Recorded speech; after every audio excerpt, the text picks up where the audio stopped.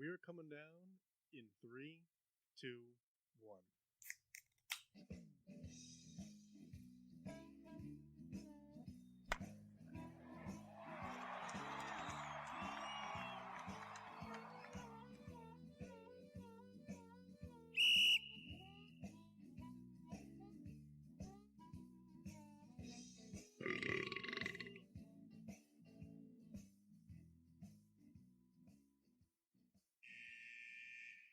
Welcome to Getting Sports with Drunk. I'm your host, Cupcake the Riddler, and I'm joined by...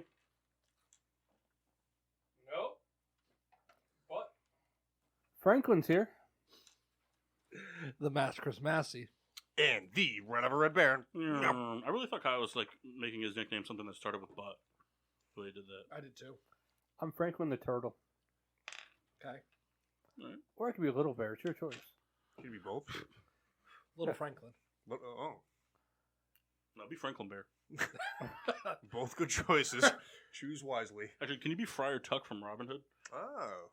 That's a good grab right there. It's a badger. I could sing a song from From what? Robin Hood. Sing it. I don't know it. You're saying if I supply you with it, you can sing it. Oh, gotcha. Starting lineups. Kyle, go. Kyle, go. He was nice enough to give Kendall a beer today. Yep. No. So Kendall is drinking from the Souls Collection. He is not. No, but you ate a sandwich from the Souls Collection. I did eat a sandwich from the Souls Collection. It's called Splintered Sunlight IPA. It's a delicious, juicy New England IPA. That's what the can says. That's not what the review is. Just a heads up. It's an 8.0 alcohol.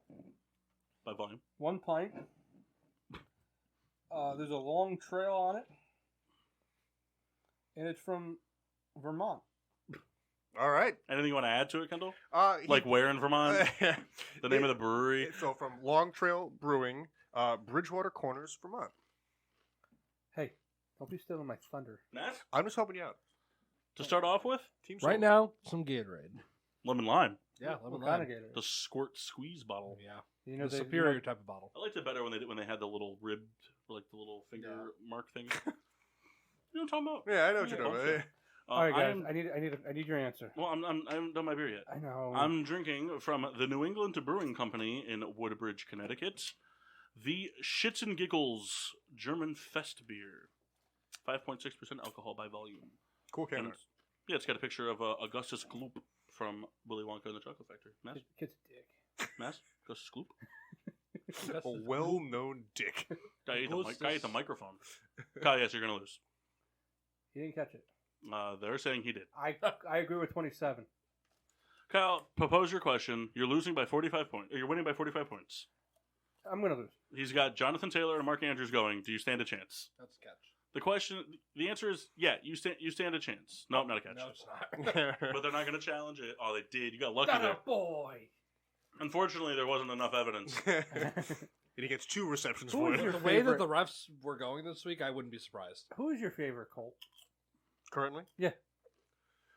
I like Marlon Mack. Wow, that's a bad answer. Well, I mean, I don't know. Mine's just T.Y. Hilton. Mine's either Darius Leonard or Quentin Nelson. Nice. Mine, DeForest Buckner. Oh no, Rodrigo Blankenship. Oh, yeah, Hot Rod. Rodrigo Blankenship for sure. That's these nicknames for these kickers. I Actually, know. he didn't come up with that nickname. That nickname's actually been thrown around. I know, but good. That's been I mean, around here's the since thing: he was in college. Legatron was also not his creation, but fuck him forever for saying it. Agreed. I'll give him Hot Rod, but fuck him for saying You know what, Legatron. Massey? I have a assignment for you. And especially fuck him for how he turned out to be, I give you- because he's Sheiks now. I give you 2 weeks. Okay. I want you to put up a nickname for each NFL kicker. Oh, God, he's on his second Gatorade. A nickname for every NFL kicker. Yep. He's gonna do it tonight. He's gonna have it done by the end of the show. Yeah. If you do it tonight, I'll give you extra credit. We have a quiet mass tonight. He'll be working. He'll be working. Toast of excellence. Anybody have him? Yeah, mine is to not shame Baz. He sucked. But my toast of excellence is to the one and only. Didn't have one, but I made it seem like I did. Nice. All right, I'll start you off with one if you want. Yeah, go ahead. Toast of dis-excellence to all of us for picking the Yankees to win the wild card game. Yeah. Because not only did they not win it, They got fucking but they got beat up. And the Red Sox are about to beat the Rays. I have a toast of excellence. A little bit of a homer pick, but my toast of excellence is to the Los Angeles Rams for ending 2 Seahawks streaks. They ended the Seahawks' dominant streak of 9 games won And on Russell Thursday Wilson's nights. starting streak. And Russell Wilson's starting streak, although that one was his fault. 3 streaks. Yeah, 3 streaks. And we also ended the streak of 7 games won in the action green jerseys that Mock loves. Those jerseys are hideous. I hate him too. Yeah, I like how they're called action green. Oh, It's they're- just like, they're- The only thing I like about those jerseys is that they actually, like, because there are a lot of teams that didn't, like, it was a one-time thing. Nobody does it anymore. Like, I mean, teams still hold on to them, but, like, they did that thing for the season where they did, Thursday night is Color Rush, and so many teams didn't do it. yeah. I'm sorry, but when the New Orleans Saints come out in all black jerseys, that's not Color Rush. They should have came out in all gold jerseys. The Ravens should have worn all purple. You should wear a color, not black and white. So many teams came out in all white or all black, and that's not how it should be. Like the Rams did the blueberries, like the... We had the bright fucking yellow mustards. Oh, right. But I'm saying, but it was all a color. You know what though? Like the Steelers, it doesn't matter if they looked good. It's That's all I care not... about. It's not... No, because you like jerseys, so many jerseys that look terrible. Facts. And it's just like the Bears did all orange. The only team that I think I could give a waiver to is Nope. the Raiders, but they could have done all silver. They used to have an all silver jersey. They don't Mhm. wear them anymore though. Man, those Jaguar jerseys though Ugh. were a Yeah. throw up color. I have 2 toasts. One of them is to the 75th anniversary NBA commercial that just came out not so long ago. Did you guys see that? The one with Bill Russell. I mean, everybody's in it. Oh, I just saw a little quick clip then that I didn't see. Oh the no, whole thing. everybody's in it. Like Russell Westbrook, Dwayne Wade. The only non-NBA guy is the guy who's like narrating the story. Mhm. He's driving kids in a school bus. Is Michael B. Jordan. Dude, how's that guy always get cool roles? Yeah. Michael B. Jordan's fucking awesome. But no, Bill Russell's in it. Kareem's in it. Dirk's in it. So, what's it 75 years of? It's the 75th anniversary of the NBA. This is they're calling it their diamond season. It's the 75th. That basketball was awesome. Yeah, the 75th. Yeah, Yeah. the diamond basketball. Hasn't basketball been a thing since like the... But the NBA, it's like the NFL. It was the ABA for a while. Gotcha, okay. Like they just celebrated the 100th year of the NFL, but football has been around since like the 1910s. Gotcha, okay.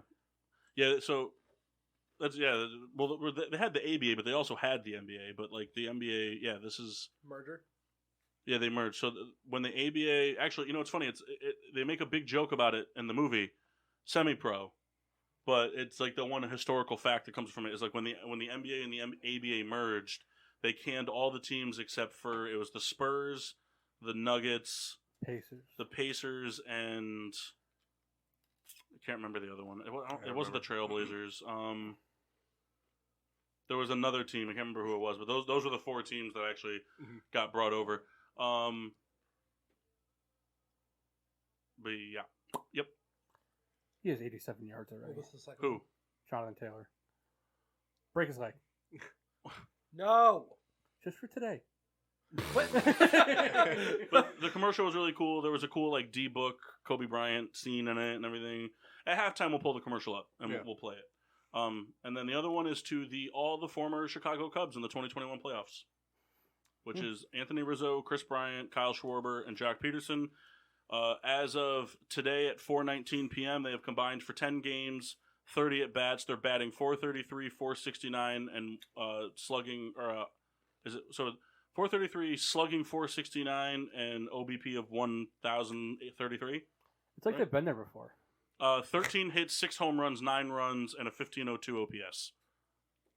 So they're doing well. It's fine. Yeah. Actually, Jack Peterson today, I didn't care for it. It's another Massey nickname. He didn't come up with it, but Jocktober, hate that a whole lot. Shocktober. But That's bad. he came out and pinched hit for the Braves and just fucking smashed a home run. Yeah, he's 3 for 3 with 2 home runs. There. Yeah. Fucking douchebag. And then the number one comment on the thing is, imagine if all these guys were on the same team. Brian was playing center field the other night. Was he? Yeah, when did he become an outfielder? So, Kyle, that's not going to happen, the kicker nickname thing. Why not? Because I'm not that creative. I gave you 2 weeks. I'm Yeah, still not that creative. You're the one that picked to do it right now. Just looking at some of the names. What the fuck am I going to do for Kyrie Fairburn? Oh, easy. The Firing Fairburn. Right there. It's a bad nickname. Yeah, it's a I really didn't say it had bad. to be good. Oh, okay, I can do this then. It just has to be a nickname. What's his first name? Kaimi. Kaimi. K-A-I-M-I. Kai me a field goal, baby. That was also bad. Game Kying. Rough. That's not a nickname. You were coming up with a slogan. Yeah. My quick toast to What the hell is Malone University? Malone. Philadelphia sports fans doing their thing. To see that the couple in guy and a girl going to the bathroom stall. A few moments later, cops come in, they get pulled out. So good on you, Philly. Yeah. Stay classy. Excuse me? Such a trash fan base.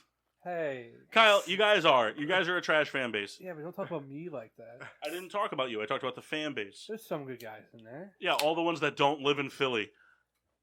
Yeah. Crack 'em. I'll give you a hint. A hint to what?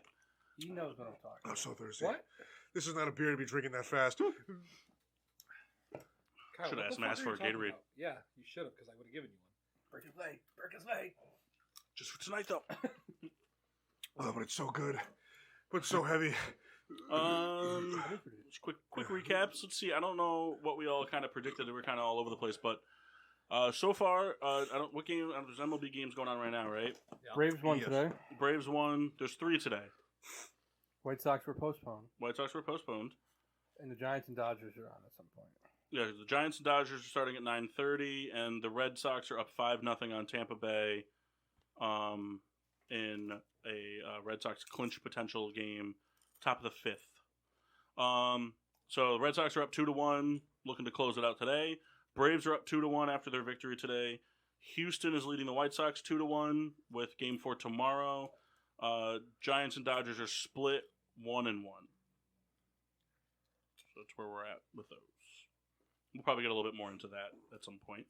And then we have our Set It and Forget It hockey draft tonight at 10:30, which I think we're probably all in agreement. We're just going to kind of let auto draft. Mm-hmm. Yeah. See whatever happens. Yeah.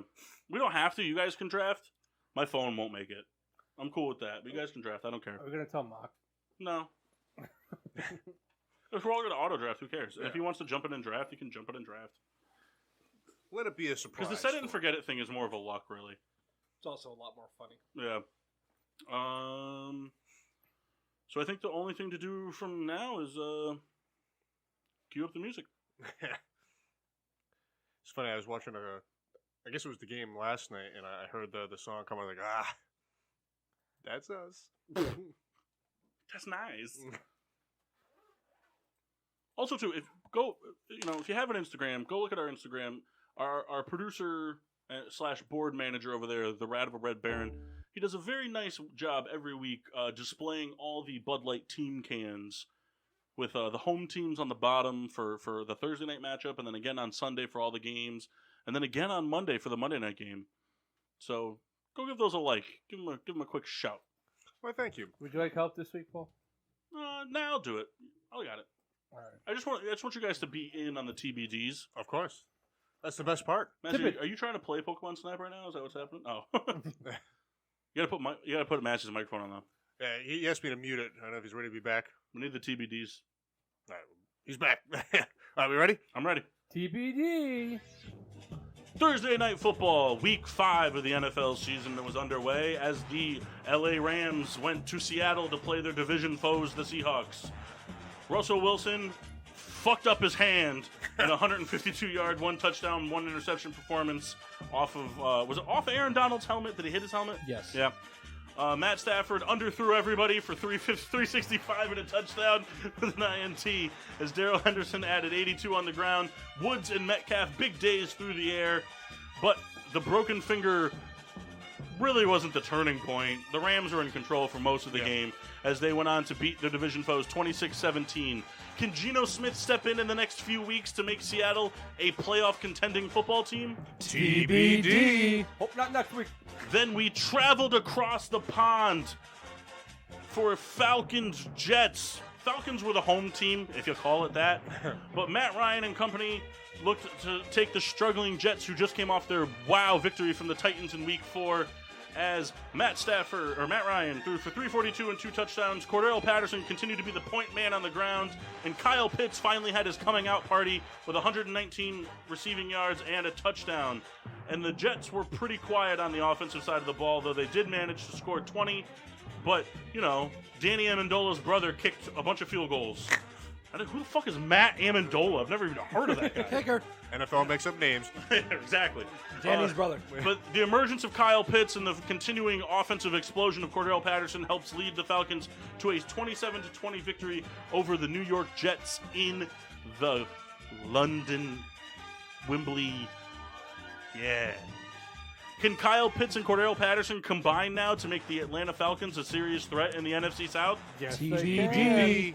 The Also, Green Bay Tottenham Stadium. Was it Tottenham? Huh, there you go. The Green Bay Packers traveled to Cincinnati to take on the Bengals, as that game was a real barn burner going into overtime. Joe Burrow throws for 281 and 2 touchdowns. Rodgers 344 and 2 touchdowns. Aaron Jones, the big guy on the ground, as Devontae Adams broke the 200-yard mark. And Jamar Chase, another stellar performance, 160 and a touchdown as well. The game was neck and neck as kickers chose to keep missing field goals as much as possible, as I believe McPherson missed 2 in regulation and Crosby missed 3. And then OT, McPherson missed the game potential go-ahead field goal. Game-winning field goal. Well, no, it wouldn't have been game-winning, right? Yeah. Oh, that would have been game-winning? Oh, I didn't see the first drive. Missed the game-winning field goal, and Crosby was called on to seal the deal, and he made it when it counted as Green Bay held off the hot Bengals 25-22 in overtime. Can the Cincinnati Bengals bounce back in what was a real division shift performance in the AFC North this week? TBD. The Detroit Lions look for their first win of the season at Minnesota against the Vikings. Kirk Cousins throws for 275 and a touchdown as Mattinson continues to impress on the ground in Cook's absence with 113 yards. Jared Goff throws for 200 yards in a scoreless effort, but the St. Brown kid, I can't remember his name, is it Ahmad St. Brown? Amon-Ra St. Brown continues to impress through the air with 7 receptions for 65 yards. And Justin Jefferson continues to bounce back from his woeful start with 7 receptions for 124. But it was the story again as Detroit choked late and allowed big plays with no time to give Minnesota a game-winning field goal as they fall 19-17 and 0-5 on the season. Are the Detroit Lions as bad as their 0-5 record shows? TBD. Also, no. No. The Pittsburgh Steelers look to improve on their woeful ways of injuries and bad offense against what were once hot Denver Broncos. Teddy Bridgewater throws for 288 yards and 2 scores as Cortland Sutton has a big day with 120 yards and a score through the air. But Najee Harris found his mojo on the ground with 122 and a score, and Claypool with 130 and a touchdown through the air as the Pittsburgh Steelers fend off the Broncos 27-19 to get a much-needed victory. But will the loss of Juju Smith-Schuster prove problematic for the Steelers coming down the rest of the season? TBD. The Tampa Bay Buccaneers hosted the Miami Dolphins in an inter-conference game. Tom Brady coming to keep rolling from his career record-setting, league-leading pass yardage performance. Jacoby Brissett throws for 275 and 2 touchdowns as Myles Gaskins has a great day through the air with 74 yards and 2 touchdowns and added 25 on the ground, the part that he's paid for. Leonard Fournette had a great day on the ground, 67 and a score as Antonio Brown and Mike Evans found the end zone twice as Tom Brady became, in his 300th career season, the first time to throw for 400 plus and 5 touchdowns in a game, as he had a great day, 30 for 41, 411, and 5 scores as they rumbled all over the Dolphins 45-17. Can the Tampa Bay Buccaneers continue the bounce back from last week's loss to be the best team in the NFL? TBD. The New Orleans Saints travel to the nation's capital to take on the football team. Jameis Winston throws for 4 touchdowns after opening up the game with an interception. Kamara adds 71 on the ground, and Marquez Callaway 85 and 2 scores through the air. Tyler Heineke continues to play his heart out, but this time it bit him as he threw 2 picks and no scores and Antonio Gibson had a great day on the ground, but it wasn't enough as the Saints steamrolled the football team 33-22 to improve to 3-2 on the season. Can the ever-so-erratic arm of Jameis Winston continue to lead the Saints to victories in the NFC? TBD. The Philadelphia Eagles travel to North Carolina to take on the Panthers. The Panthers look to bounce back and be a rolling team, but Sam Darnold throws 3 picks and 177 yards, and Hubbard breaks the century mark on the ground, but the Eagles were able to hold DJ Moore in check with only 42 yards, and Jalen Hurts continued his rushing touchdown ways with 198 through the air as well. Devontae Smith, 77. It was a close one, but the Eagles managed it out 21-18. Are the Carolina Panthers starting to show their true form as a middle-of-the-pack team in the NFL? Yes, they are. The Tennessee Titans and the Jacksonville Jaguars. Derrick Henry looks to rumble his way through a hurt Jacksonville Jaguars team. Trevor Lawrence looks to get the first win on the season against a team that's tripped so far this season. Ryan Tannehill throws for 197, but Derrick Henry does his thing, 130 on the ground and the hat trick in the end zone. Dan Arnold finally has his coming out party at the tight end spot everyone was looking for. 6 receptions for 64 yards. And Robinson had a 149 and a touchdown on the ground. But it wasn't enough as the rumbling, stumbling Derrick Henry and Tennessee Titans smashed the Jacksonville Jaguars 37-19. Can Jacksonville beat the Detroit Lions in this foot race to last place in the NFL? TBD. The New England Patriots travel to Houston to take on the struggling Texans. Mills throws for 312 yards and 3 touchdowns. Take that, Mike Mock. As Mark Ingram adds 41 on the ground, and Courtney Moore has 109 yards through the air and a touchdown. But Hunter Henry had a great day with 75 and a score through the air. Harris with a score on the ground, and Mac Jones 231 through the air as they hold on narrowly to beat the Houston Texans 25-22 on a late field goal. Chris Moore, there you go. Excuse me, sorry. Can Mac Jones turn this interception thing around to make the New England Patriots a viable wildcard threat in the AFC? TBD. I think that's it for the 1 o'clock games. The 4 o'clock games. The Chicago Bears travel to Las Vegas to take on a bounce-back Raiders team. As Justin Fields continues to get to the start, he throws for 111 and a touchdown. And the Bears' big question mark, can they get the ground game going with Montgomery out? Damian Williams and Khalil Herbert combined for 150-plus yards on the ground. And Darnell Mooney had 35 big yards on 3 crucial catches as the run game pounded a flat Las Vegas Raiders offense deep into the ground. A late score from Jacobs wasn't enough as Derek Carr looked subpar at best as the Bears defense held on to beat the Vegas Raiders 20-9. Can the Chicago Bears figure out this hodgepodge deep offense that they have to become a playoff threat? TBD. The battle of the what might be teams. The Kansas City. The LA Chargers host the Cleveland Browns in what might be the early NFL game of the year. Justin Herbert throws for just under 400 yards and 4 touchdowns. Baker Mayfield eclipses 302 touchdowns. Eckler has, I believe, 4 total touchdowns on the day. Correct. 4 total touchdowns with 66 yards on the ground. Mike Williams, 165 through the air. David Njoku, 150 yards through the air. Nick Chubb, 161 on the ground. But it was a field goal late that gave the Chargers the final nail in the coffin. But didn't they kick a field goal late? Touchdown. Browns dragged. Oh, yeah, but you're right. Sorry, there's something else. That's right. Eckler tried to stop short. The old Patriots... Drag him into the goal. Patriots Giants move there. Tried to stop short, but Cincinnati pulled him into the end zone to get the ball back with time. But it was too little, too late, as the Chargers held on 47-42 to improve to 4-1 on the season. Can the Chargers continue these winning ways mixed with the Chiefs' woes to become the number 1 team in the AFC? Yes, they can. The undefeated Arizona Cardinals host the San Francisco 49ers. The San Francisco 49ers tried to keep the high-flying offense of the Cardinals in check, and they did just that, as Kyler Murray was not the leading rusher for the team. He only threw for 239 and a score. DeAndre Hopkins did his damage, but relatively held in check. But it wasn't enough, as Trey Lance was the only formidable weapon for the 49ers that showed up, with 192 yards through the air and 89 on the ground as they fall short 17-10. this one's a double TBD. Can the Arizona Cardinals keep their winning ways to see this undefeated streak go to double digits? What are the 49ers going to do without Garoppolo and Trey Lance next week? TBD. Well, the 49ers are on bye. Oh, well, Trey Lance still is going to miss 2 weeks, they said, so whatever. Still. So suck my balls. The Dallas Cowboys host the New York Giants in what was a real heartbreak for Giants fans. Coming off their first win of the season.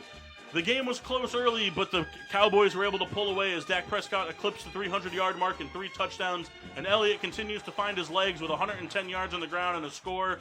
CeeDee Lamb, the big man through the air. Kadarius Toney? Yep. Kadarius Toney, 189 yards, 10 receptions, 1 fist thrown, and an ejection on the Giants score sheet.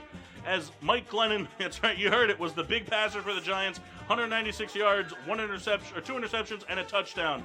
As the Cowboys took Saquon Barkley and Daniel Jones out for multiple weeks. Can these 2 injuries be the nails in the coffin this early for the Giants season? Yes, they can.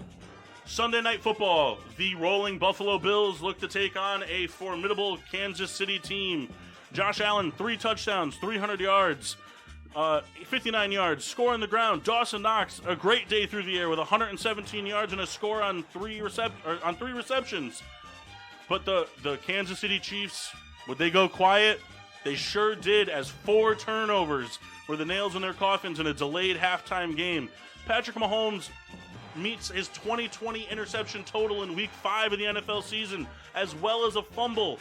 Clyde Edwards-Helaire, done for multiple weeks, as the Kansas City Chiefs fall to 2-3 on the season, losing 38-20 to the Buffalo Bills.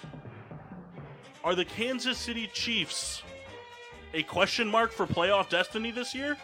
No, they're not. Monday Night Football, the Indianapolis Colts take on the Baltimore Ravens. One's 1-3, one's 3-1. It's 7-0 in the start of the second quarter. Can Carson Wentz and the banged-up Colts offense continue to impress against a formidable Ravens team? TBD. Good job. We're going to start doing the TBD, like plan out the TBDs ahead of time. Because when we originally started doing them, they were more funny. And now they're just more like legit questions. It's like, I'm actually concerned. Yes, are they? Who said the Kansas City Chiefs are still a playoff team no matter what? You did? All right, I'm just curious.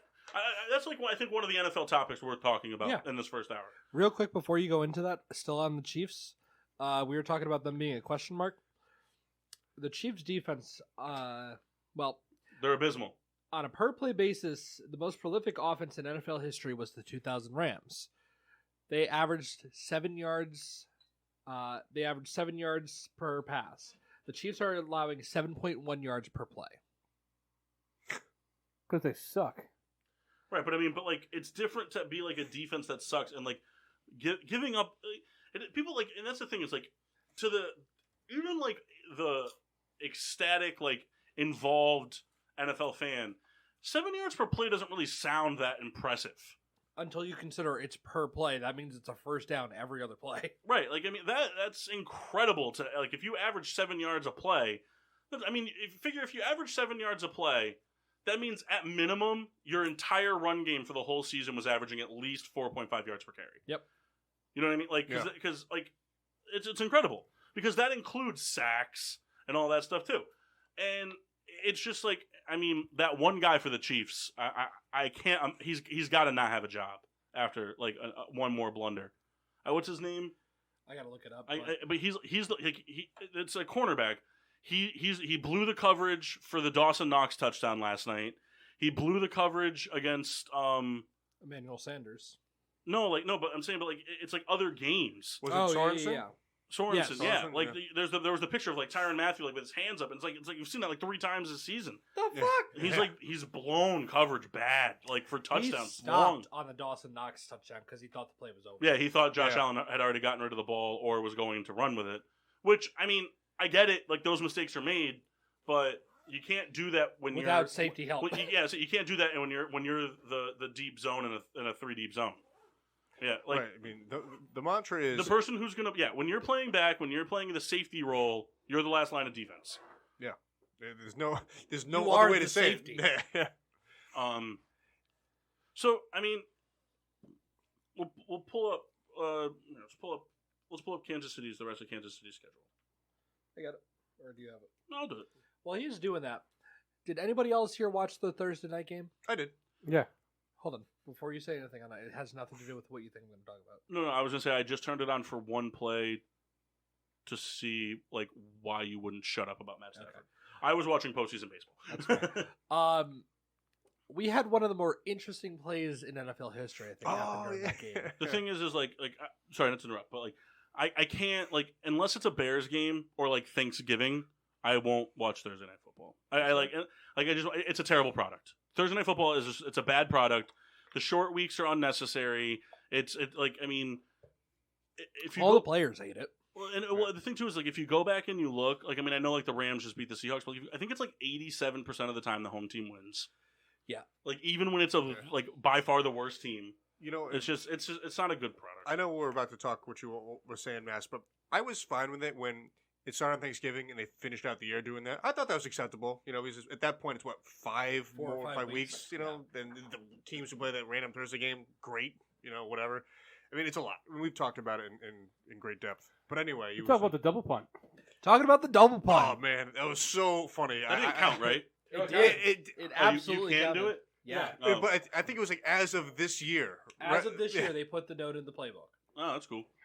So a lot of people were very confused. It should have counted. It should count. That should be a play that counts. Like it was one of the most athletic heads-up plays I've ever seen, and I couldn't even be mad at it. Just the wherewithal to be able to gather yourself after having your punt blocked, scoop it, run around to the sidelines, and boot a 60-yard bomb down the field. Would have never thought to do Let that. me tell you something, though. You want the blocked punt part is the different aspect, but I think it was Brad Wing. Is that the punter for the Giants? He was part of their. Was he a punter for the Giants at one point? I think so. Yeah. I remember I think it was Brad Wing. Brad Wing had a snap go over his head, 15 yards, ran back, scooped it, avoided 2 defenders, and ran back up and punted the football for 58 yards. That's impressive. You know what the most impressive part about it was? It was on a 4th and 1, and if he had taken the extra step, he would have got the first down. But he was so panicked, he punted it. And you want to know what the best part was? What? Devin Hester returned it for a touchdown. Because the play was so broken. Did it count? Yeah. Ultimate insult to injury. But it was 4th and 1, and like he had scrambled, and everyone was like in like did cahoots because it was all crazy. Sure. All he had to do was take one more and there wasn't a defender within 3 yards of him, 3 or 4 yards. He could have easily taken the step and fallen and just picked up the first down by an inch. Classic Bears Giants game. That's very funny to hear. Yeah. Usually there's always like I remember there was one time the Bears and Giants played. I think Jay Cutler got sacked like 10 times. Are you sure that wasn't just you and I playing in Madden together? No, it was a game. I remember because it was. I think the Giants hold the record for most sacks in a game as a team. I think it was like 10 or 11 or something like that. And the one they got it, Jay Cutler scrambled to get the guy, like try to pat. He couldn't get the throw off, and Jay Cutler just gave himself up 6 yards out of bounds behind the line of scrimmage because he's like, I'm not getting hit again. He's like, take the sack. I don't care. I'm not getting hit. Most sacks by a team in a game. I mean, it could have been broken since then, but I remember when it happened, they said it was a record. It was either tied for or they broke it.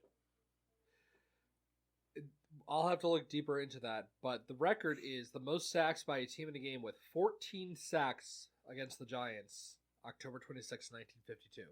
Poor guy. Well, so the sacks weren't a stat then. Right, yeah.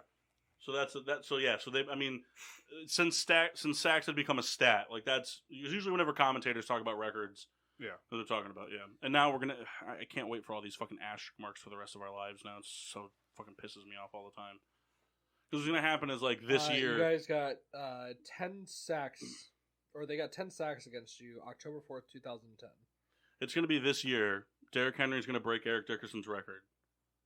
Yep. And it's just going to be annoying because it's going to be like the stupid asterisk thing where it's like for me, it shouldn't be. All the records should be frozen and new records should be made starting this year. Like it should just like whatever Derrick Henry does, because he'll be the rushing yards leader at the end of the year. Whatever he runs should just be the new record for a 17-game season and let it keep getting broken until it becomes unreachable. Don't keep like adding to it. Like it shouldn't like there should be nowhere on any record sheet where anybody who does it, unless Derrick Henry does it in 16 games, right, he shouldn't be above Eric Dickerson on the list. Because So all those other Derrick Henry last year or 2 years ago, whatever year it was, Adrian Peterson and Chris Johnson all would have broke it if they had one more game. Yep. Yeah, I mean, Eric Dickerson. If all those guys had one more game, Eric Dickerson would be sitting 5th. Yeah. Adrian Peterson would have done it if there was 5 more minutes in that game. Mhm. Yeah. Yeah, he was good. Huh? He would have done it with one more rush attempt, probably. Yeah. All right, so let's just analyze. Let's and this isn't like this shit on the Chiefs or anything like that. And it's like I was talking to Mike Mock about it. One thing I'm a fan of. I like to see like when you get a young quarterback, because in the NFL it's quarterbacks. Because everybody else, like, you have certain woes, like a stud wide receiver who's young can find woes because a quarterback gets hurt or whatever, and this and that. But a young quarterback, I kind of like it when they come in and they have immediate success. Like, I mean, Patrick Mahomes' immediate success is unlike anything we've ever seen. But, you know, between the passing yards leader, because what, he's been in the league for, this is his fifth year? Fifth year. In 5 years, he's been the passing yards leader, he's been the touchdowns leader. He's been an MVP. He's been an MVP. He's won 2 conference championships. He's won a Super Bowl. He's won a Super Bowl MVP. I mean, his early success it's written down in the annals of history. He's probably already put together an MVP or a Hall of Fame career. Yeah, I would say so. I mean, nothing's written in stone. We've done this in the past. I don't believe in calling somebody a Hall of Famer if they're not. But I've always kind of liked when you have someone who comes out like that, and in all sports, and then kind of gets humbled for a minute. Yeah. And then comes back and does it again. Not like I don't want Patrick Mahomes to not be good. I think it's great for football. But the guy gets down for a second and then he comes back. Right, because like you always have like in sports you kind of always have like 4 types of teams every year for every league. You have they're it. That's the team. You know, it was the Patriots. You know, you go from like in our lifetime, like not like any certain span of time, but like over the past 2 years, right? It's the Steelers, it's the Colts, it's the Patriots. Those were they're the sure things. They're playoff teams. There were 5 teams, I think, for 2 decades that represented the AFC in the Super Bowl. It was the Patriots, Colts, Steelers, Broncos, and Ravens. And the Ravens, yeah. That was it. There was nobody else from the AFC. Yeah, pretty incredible. I think when the Chiefs went, they were the first AFC team since the Raiders. Yes. Right? Yeah, I think so. Yeah, because the Patriots had been to 11. Yep. Isn't that fucking insane? It showed that there was no parity in the AFC for a while. Right. The Patriots went to 11. Brady went to 11 or 10? Brady has lost 3. 2 to the Giants, 1 to the So then they went to 10. Eagles. And Yeah. he's won 6 with the Patriots. So they went to 9. So he went to 9 as a Patriot. 9 as a Patriot, yes. He went to 9 as a Patriot.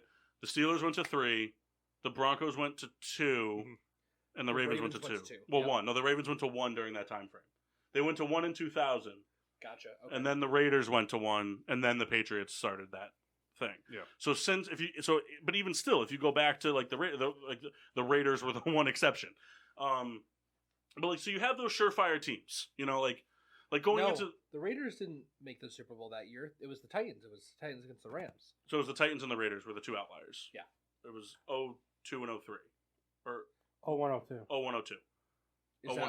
Is that where Woodson won his? No, he won his. No, he won his with the Packers. Who did the Raiders lose? The Raiders got destroyed by the Buccaneers. That was John Gruden's ring. Gruden's, That was when John Gruden won the ring with Tony Dungy's team. Gotcha. And Tony Dungy lost. So you have the surefire things like going into this NFL season. I mean, I know things haven't played out that way yet, but like you have your surefire things where it's like the Chiefs, the Bucks. You know, it's the AFC North was kind of hard because certain teams are going up and down, but like the Rams, you know, I think you could even put the Seahawks in that mix going into the season because they always find a way. Like those types of teams. If Russell Wilson didn't get hurt and everybody else continued on their ways, I really believe they could have been a division that sent 4 teams to the playoffs. It's what it seems like. Right. So you had those surefire things. Then you have the teams that are like it's just it's going to be bad. You know, like like the Jets. And, you know, like the Jaguars, the Lions, like they might do a couple things here and there, but it's going to be bad. Then you have the teams that are like the fringe teams where, you know, like going into the year, you would have probably put like the Arizona Cardinals into that mix. You would have put the Chargers. You would have put the Steelers. You would have put the Browns. You put the Bears, like plays like that, and then you have like the teams where it's like it's either going to be bad or it's going to be like they're going to be a flash team, like the Raiders. The Raiders were kind of like that flat, not right now, but to start the season they were like a flash in the pan kind of team. When you have a team that kind of like the Chiefs, like where they're starting to kind of get humbled, it makes the way for another team somewhere. Yes. And now they're on back-to-back losses, but like it was looking like the Raiders might be that team. Like you're making way for the Raiders, like the same thing like the Broncos. And they're coming off back-to-back losses, so who knows? But like the Bengals are a team. I mean, like this could be their flash in the pan year type of thing. Like maybe they have a really good year and then they can build off of it. So that's why. But like so, the Chiefs going into it, so their biggest margin of victory was 12 points, which was Week 4 against the Eagles, where they still let up 30 points to the Eagles. Yeah. They beat the Browns by 4 in the season opener. Then they lost by 1 to Baltimore. They lost by 14 to the Chargers. 6 to the Chargers. And then they lost by 18 to Buffalo. So they have their bye on Week 12. Edwards-Helaire, do we know how long he's out for? They said like 3 to 4 weeks. So 3 to 4 weeks. So they're going to be coming up, which is a big deal when you look at who they've got coming up. They got Washington next week. Which, on paper, they should be able to. It should be no problem. But Washington has a scary front, and when you don't have a running back, it makes it that much scarier. And at the end of the Tyler Heineke's, we've shown he's going to play with all his heart. He's going to throw the ball, and the Chiefs' defense is abysmal. Then they've got Tennessee. Then they have the Giants, which is a Monday night game. Then they have Green Bay. Then they have Vegas. Then they have Dallas. Then they go into their bye, and then they come out, and their last 6 games, they've got Denver twice, the Chargers, the Raiders, the Steelers, and the Bengals. Yeah, so not a cakewalk. No. Not by any stretch. I mean, their cakewalk might be that, like, on paper, every other game is super winnable for them for the next 6 until their bye week. They should be able to beat Washington, they should be able to beat the Giants, and they should be able to beat Vegas. But they could just as easily drop those games. Right, and they could just as easily beat Green Bay, they could just as easily beat Tennessee, and they could just as easily beat Dallas. But I don't know. It's interesting because what's been missing from Dallas this whole time? Elliott. Defense. No, but like Elliott. Like Dak was going out. Like when Dak was healthy, like those 2 or 3 games last year, and like the end of the year before that, like Dak was still going out and throwing for 480 yards and 4 touchdowns, but they had no help on the ground. And so they would lose games because they were always throwing and it became predictable. Now, if Elliott's fucking putting 100 yards on the ground, I'm sorry, but Amari Cooper and CeeDee Lamb plus Schultz, Jarwin, and fucking Gallup, it's a fucking scary offense. It is. Because Dak can throw the football. I don't care what anybody says. Green Bay is going to be Green Bay. I mean, look at the receivers and what they've done against the Chiefs. Devontae Adams should have no problem putting up 300 yards. No. I mean, you're not going to have Devontae Adams by that point, so it won't matter. Yeah, we don't know yet. Kyle, we're going to make that trade by the end of the night. Okay. Well, the funny thing about the Chiefs too is so the offense was kind of like a sure thing. When they're on the field, like okay, there's a really good chance they're going to score. Even when the defense is playing bad, ball in Patrick Mahomes' hand, it's a solid thing. But how long could you ask a guy to do that? Well, that's the thing. But this year, it hasn't been that way. Right. I mean, they've matched their turnovers from last year already in Week 5. Yeah, I mean, because he has to keep trying to create. Look at last night. They played 2 high cover safety, and how many catches did Tyreek have? I mean, he had a pretty average day. Whatever it was 6 for whatever, or I don't know. 6 for like 40 yards, maybe. Yeah, whatever it was. I mean, I will say that the Chiefs have, in their 2 losses, they've shot themselves in the foot. I mean, there was the fumble versus Baltimore. That was it. Edwards-Helaire's fumble. Yep, and then versus the Chargers, Mahomes threw a ball that was ugly and got that picked was, off. You can say whatever you want about the creating thing. That was a bad pick. Yeah. That was a really ugly interception. Yeah. Chargers are pretty good. I mean, I will say that the loss to Buffalo was the first time I was like, it was twofold. Like, wow, the Chiefs don't have that same edge, and Buffalo is that good. It was twofold. Right. I mean, like the Ravens loss, you were just like you could put it the other way. Like the Ravens kept themselves in the game, but they also They made a play at the end. they caught a good break. A good fumble. It happens. The Chargers won. You were like, going into the Chargers game, you kind of had the feel of like, all right, they're coming. The Chargers are playing hot right now. The Chiefs just came off a heartbreaking loss. Like, this has trap game written all over it for the Chiefs. And it ended up being that. But the Buffalo loss was just an ugly loss. And the Chiefs don't lose like that. They don't lose like that. And it was an ugly loss all around, offense and defense. I mean, the Chiefs put up 20 points. 20 points. Hey, Which is hysterical to think because... I'm stoked when the Steelers put up 20. Right, that's my point. I don't think I've seen the Bears put up 20 points yet. but again, that's my point. No, I think they put up 20. Yeah, but yesterday. But it's a thing. You of have such high expectations of these teams now. Yeah. That when they look normal, But that's the thing, is a bad game. But that's the thing, though. Is like, but for the Chiefs, though, 20 points isn't normal. No, it's not. That's what I'm saying. Like, it 58 is. No, 50 is not normal. 50 is not. But for the Chiefs, normal is 28 points. 27, 28 points. You expect the Chiefs to be able to put 4 touchdowns on the board. Yes. In a game. Yes. You expect that to happen. Or 3 or 4 field goals and 3 scores. Like, you expect the Chiefs to walk out of a game with anywhere from 26 to 30 points. Yeah, I'd say probably so even when a little higher. And the Bills don't have, like, the best defense. No. Like, they have a good defense. They've got Tre'Davious White. The front 7 is good, but it's not. They don't have a defense that's going to win them an AFC Championship game. No. They're still going to get all their like gut-wrenching 3-point victories on Josh Allen's legs, not the defense. Yes. So I don't know. It's interesting. I mean, how much do you think of the delay had to do with it? Nothing. I think it did, and the offensive side of the ball, at least.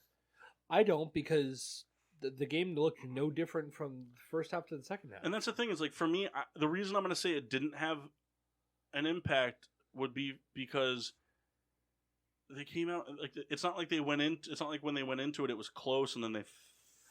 We need to stop right on this discussion real quick. John Gruden was just fired. Really? Wait, what? Yeah. Really? I was just informed that Gruden had been fired. Oh wow. Let me just say, all right, this pisses me off. Oh, that's why. Yeah, I was going to talk about this later if you guys wanted to, but it's so stupid. Has anybody read the emails that have come out? It happened 10 years ago. So, some pretty racy stuff in these emails. He was against women becoming referees. This is quoting, not personal feelings or anything like that. He called Roger Goodell a faggot and a pussy. Said he hated football, and he said he shouldn't have made Jeff Fisher draft queers when they drafted Michael Sam. And that was all in an email that he sent between him and Dan Snyder, whoever the GM was, maybe. I don't remember who it was, but yikes. But that was 10 years ago. Doesn't matter. He wasn't a part of football, really. He was working for ESPN. He wasn't working for the NFL. Doesn't matter. I don't know. I mean, so the NFL didn't punish him. His current team did. The NFL doesn't have to. Right, and the Raiders absolutely have the right to, because if you do anything to bring defamation on them, they can fire you in a heartbeat. So, I mean, it's interesting because we kind of talked about this a little last week about teams wanting to separate themselves from negative publicity. Right. And I guess, and it's up to the Raiders. Like, do I agree that? I don't know. I didn't read the emails. Well, I mean, here's the thing from the Raiders' standpoint. The Raiders made it very clear 3 years ago that they weren't going to stand for garbage like this when they just let Antonio Brown go. Yep. Right. Yeah. When they said, like, we're not going to deal with this type of shit, and they just let Antonio Brown go. Yep. Is that it's just that they don't want the Raiders are a no-nonsense organization, and they're especially going to be a no-nonsense now when they have a multi-billion-dollar brand-new stadium and a brand-new multi-billion-dollar market, and despite back-to-back losses, are having a good year, quote unquote, right now. I mean, as a whole, it's sort of a tragedy because it's like, Gruden signed this monster deal for 10 years or whatever. So I just want to make it clear he wasn't fired. He resigned. Oh, he resigned. Oh, he resigned. I mean, more or less the same thing. Hey, quit or we're going to fire you. Yes. It's how it goes in sports every time. Yeah. It's every time you see, blah, blah, blah, and the blah, blah, blah have agreed to part ways. Right. It was like, hey, let's do this amicably so that it doesn't have to look ugly on media. That's all it was. The Raiders went up to him and said, "We can't have this happen." He goes, "I get it." And plus, the other thing too is the resigning looks better on his end down the line if something comes out of it. Because the thing that's the thing for Gruden is that when Gruden ended his tenure with the Raiders, he probably was going to be welcomed back with open arms in any broadcast booth he wanted. Yep. And now that's going to be a problem. Yep. Well, it's pretty cool that we got that though. In the Yeah. corner there. Yeah, the Corona Gruden bobblehead. Sorry that stopped whenever we were on. It about makes Chiefs, the when he talks, it makes more sense now because he says weird shit when he talks. but he's a fucking weird dude. But listen, we promise we're not going to cancel the John Gruden bobblehead. We won't. No, never. Just That piece of foam and plastic in the corner powered by AA batteries. Even if those are your views and you're a piece of shit like that and those are your views, why would you put it in writing? You're probably just talking to a buddy. He put it in an email, Kyle, To who? to Dan Snyder. They were buddies. But so that's the thing is like how did this email come out? Because they were investigating the Redskins for the sexist workplace thing with the cheerleaders and... Well, I think you should be canned now because you call them the Redskins, you fucking Yeah, well, piece of shit. cancel me. Do it, Twitter.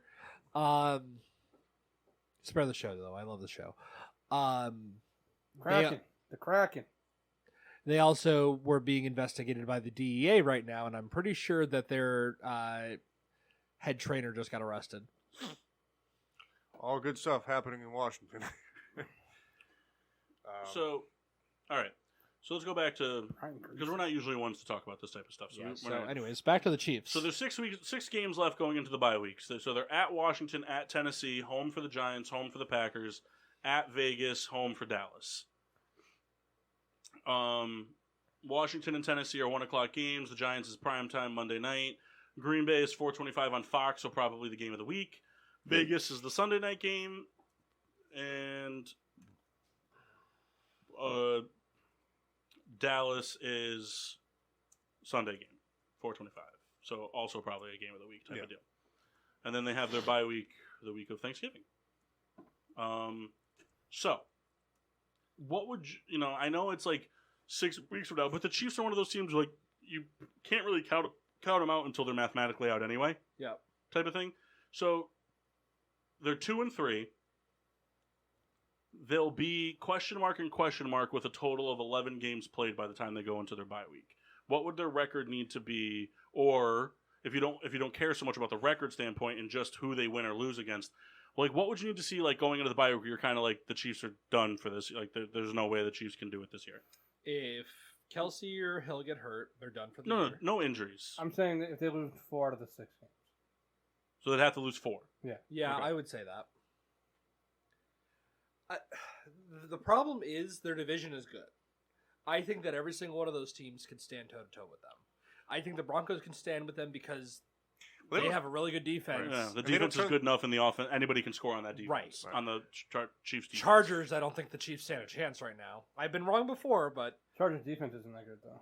Chargers defense is spectacular. They just faced a really good offense yesterday.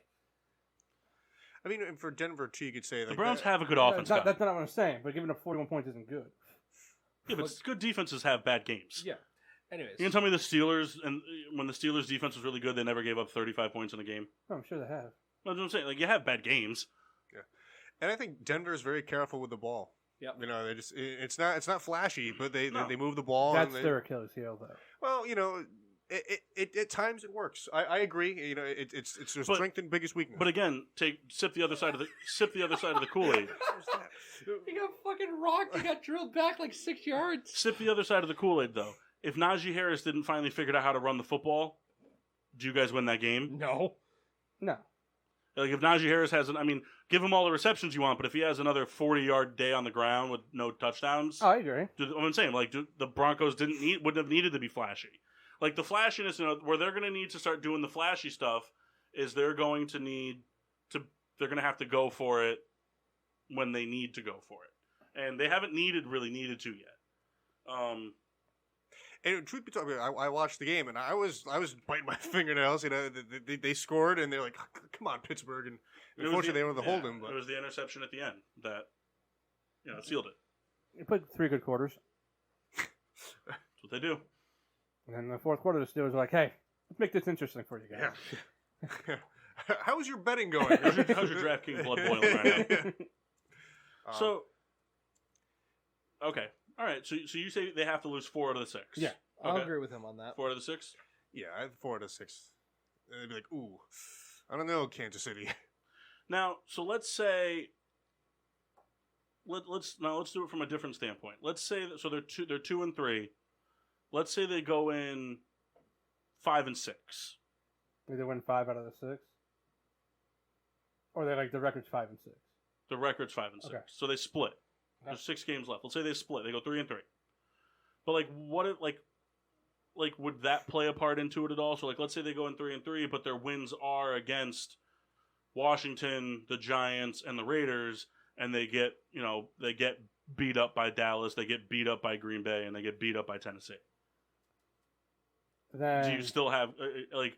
I'm not saying you're not. Obviously, you said 4 wins is what it will take for you to not write them off, or 4 losses is what it will take to write them off. But like, are you super concerned going into it if they have a losing record going into their bye and like, yeah, they lost to good teams, but they've lost to all the good teams. the only thing that would be the saving grace is that there is that 7th seed. That would be my only like. All right. Get the fuck out of here! Fucking Nat City up in the. I know. See, you're saying they win those games versus teams that They win the should, teams that the teams should they should beat and the teams that they might not they lose type of thing. I would be less convinced because the Chiefs they made their their living on beating everybody, not just the teams they should beat. So I think there would be a big cause for concern, especially because if things kind of hold up, the last leg of their season is tough. Right. So going into it right now, out of 16 teams, they're 11 in the playoff seeding. So it goes Chargers, Buffalo, Baltimore, not counting this game yet, obviously. Tennessee, Cincinnati, Vegas, Denver, and then Cleveland is the team on the outside looking at 8. So I just thought about this. Urban Meyer made it through the season further than John Gruden did. Yeah. Urban Meyer, by the way. Yeah, you said Urban Meyer. Whatever. What was he, fucking John's brother? I knew you were going to say that. I knew it too. The minute he said it, I was like, there's a John Mayer joke coming. I don't know what it is, but there's a John Mayer joke coming. I just knew it. God damn it, Kyle. You're so predictable. Like makes me want to vomit sometimes. Anybody else want to add anything from the NFL standpoint? One quick I thing. want to talk about from the NFL standpoint. Do you? Yeah. All right. So I guess give us something, and we'll come back from the break and chat more. The one thing I do want to bring up is Detroit. They lost 2 games. I feel so bad for Dan Campbell. They lost 2 games, 19-17, last minute field goals. They played very well with Baltimore. Yeah. What are the other 3 games? They didn't play bad against Green Bay. Like towards the end of the game, Green Bay pulled away because Green Bay's just a better team than Detroit is. But they played with them for most of that game. They went toe-to-toe with Baltimore, toe-to-toe with Minnesota. Right. I mean, this is not that. What was it? The 2011 Lions are 0-16. This is not that team at all. It's just right now they're losing close games, and they just happen to be 0-5. All right. So regular season, they lost 41-33 to the 49ers. They lost 35-17 to the Packers. They lost by 2 to the Ravens. They lost by 10 to the Bears, and then they lost by 2 to the Vikings. With the 49er game, they came back. They had a chance to make a late. They were beating the Packers going into halftime, and then gave up 24 unanswered points. So I won't subscribe to them that they played well in that game. They played well for 2 quarters. Okay. The 49ers game. They played a good second half. What were we talking about? Lions. Yeah. The 49ers, I mean, they made it interesting in the fourth quarter. Going into the half, they were down 31-10. So I mean, the 49ers just kind of played. They let up a little bit. Yeah, they just played prevent defense at that point. The Ravens game was close. And the Ravens and the Vikings were the same type of deal. They gave up shit late. And then the Bears game was the Bears were in control during the whole game. So, I don't know. I mean, yeah, it's not the same team, but I don't think... yes, they could very easily be 2-3. But even if they were 2-3, I wouldn't change my opinion of that team. Because the Minnesota Vikings aren't good this year. And Baltimore has shown that they're a team that they're going to have real flat days. They're going to. And the Lions are like the perfect game where like it's a trap game for the Ravens. Because, Lamar Jackson doesn't have to do everything in this game because we're playing a bad team. And then they make Lamar Jackson do everything and take everybody away from him kind of thing. I mean, it's tough because the defense isn't good. That's why they gave up big, huge plays with such minimal amounts of time in both those games. The coaching on the defensive side isn't good. That's why they gave those things up. And at the end of the day, those two games where they were that close, they didn't put up any points. Yeah. I mean, it's tough. I mean, do I think that could I see them being 2-3? Absolutely. But would it have changed my opinion of them? No. Because in the game against the Ravens, they had one touchdown. Or sorry, they had two touchdowns, both rushing, and Jared Goff threw for 200 yards. And in the game against the Vikings, Jared Goff threw for 200 yards and a pick. That sounds like Jared. And they scored one rushing touchdown. I mean, like, it'd be, 17 points doesn't get it done anymore. Right. No. The only team in recent memory that's made a living off of scoring 17 points and had it work for them was the 15 Chicago Bears or whatever it was when the defense was really, really good. Yeah. And they were scoring 17.8 points a game and holding teams to 16.9. And how'd that work out for them in the playoffs? They lost the first game. Granted, yeah, it was off of a shit bounce for a field goal, but it should have never been that close. They were the better team.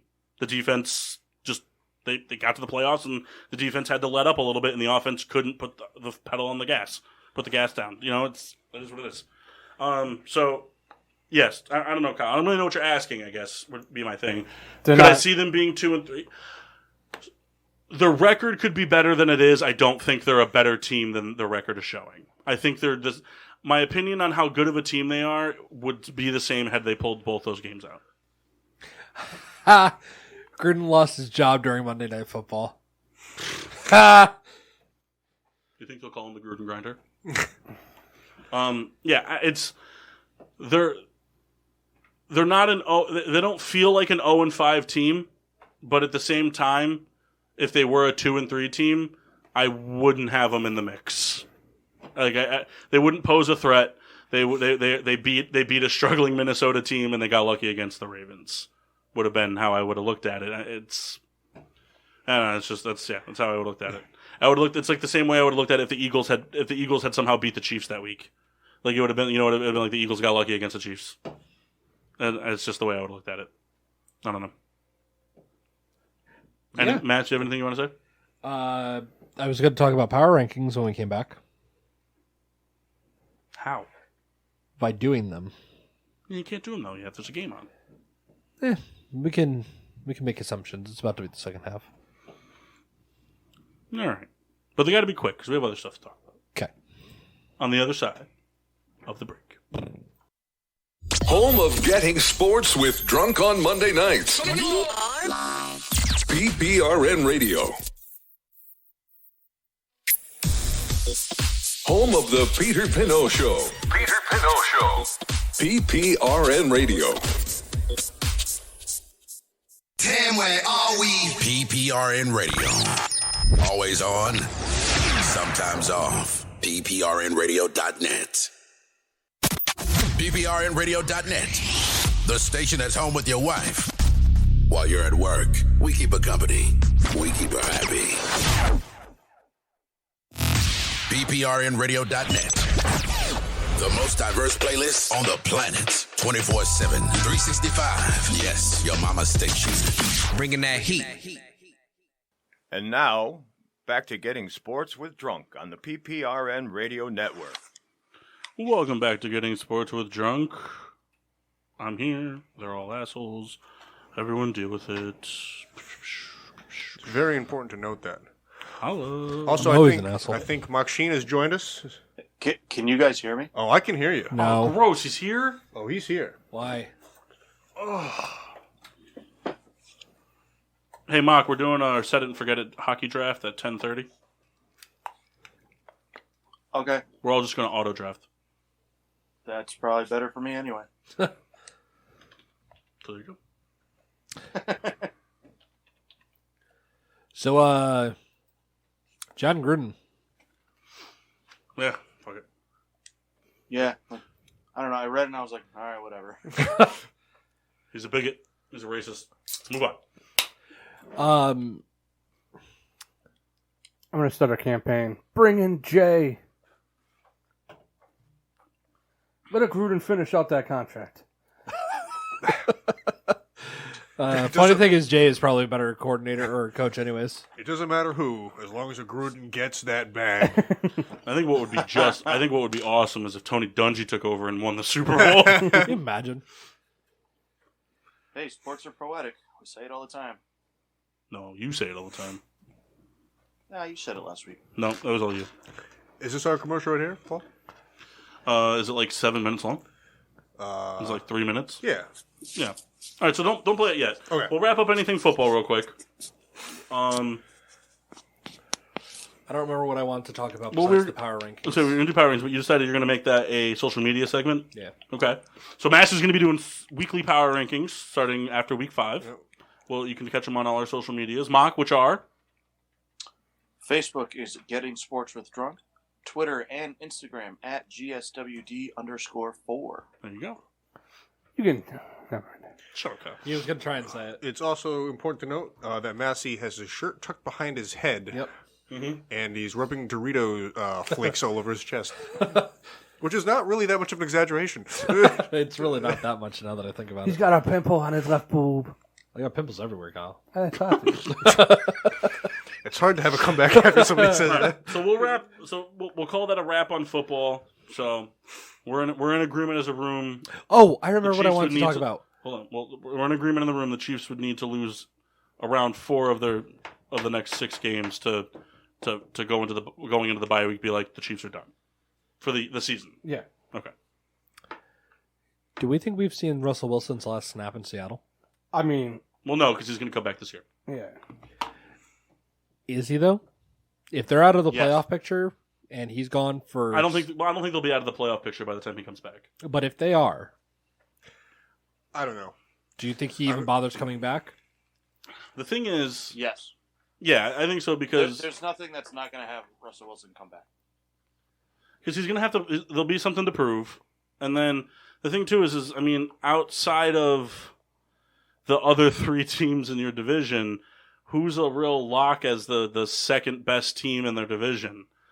I mean, And why- the whole NFC South is kind of, outside of the Tampa Bay, is kind of like up. I mean, the Saints come out and look really good, then they give the Giants their first win of the season, then they come back out and look good. Like, who knows? Like, yeah, the Bears are 3-2, but it's a real ugly 3-2, and like, can they sustain that type of thing? And the NFC East is, like The NFC East? right. It's just like, I mean, the Seahawks are probably going to be playing, even with Geno Smith, they're probably still going to be playing for 7th seed aspirations. So I think he plays. It's a small sample size, but he looked really good. Yeah, he actually did. He looked very good. That pick wasn't his fault. No, it wasn't. His receiver tangled up in his own feet.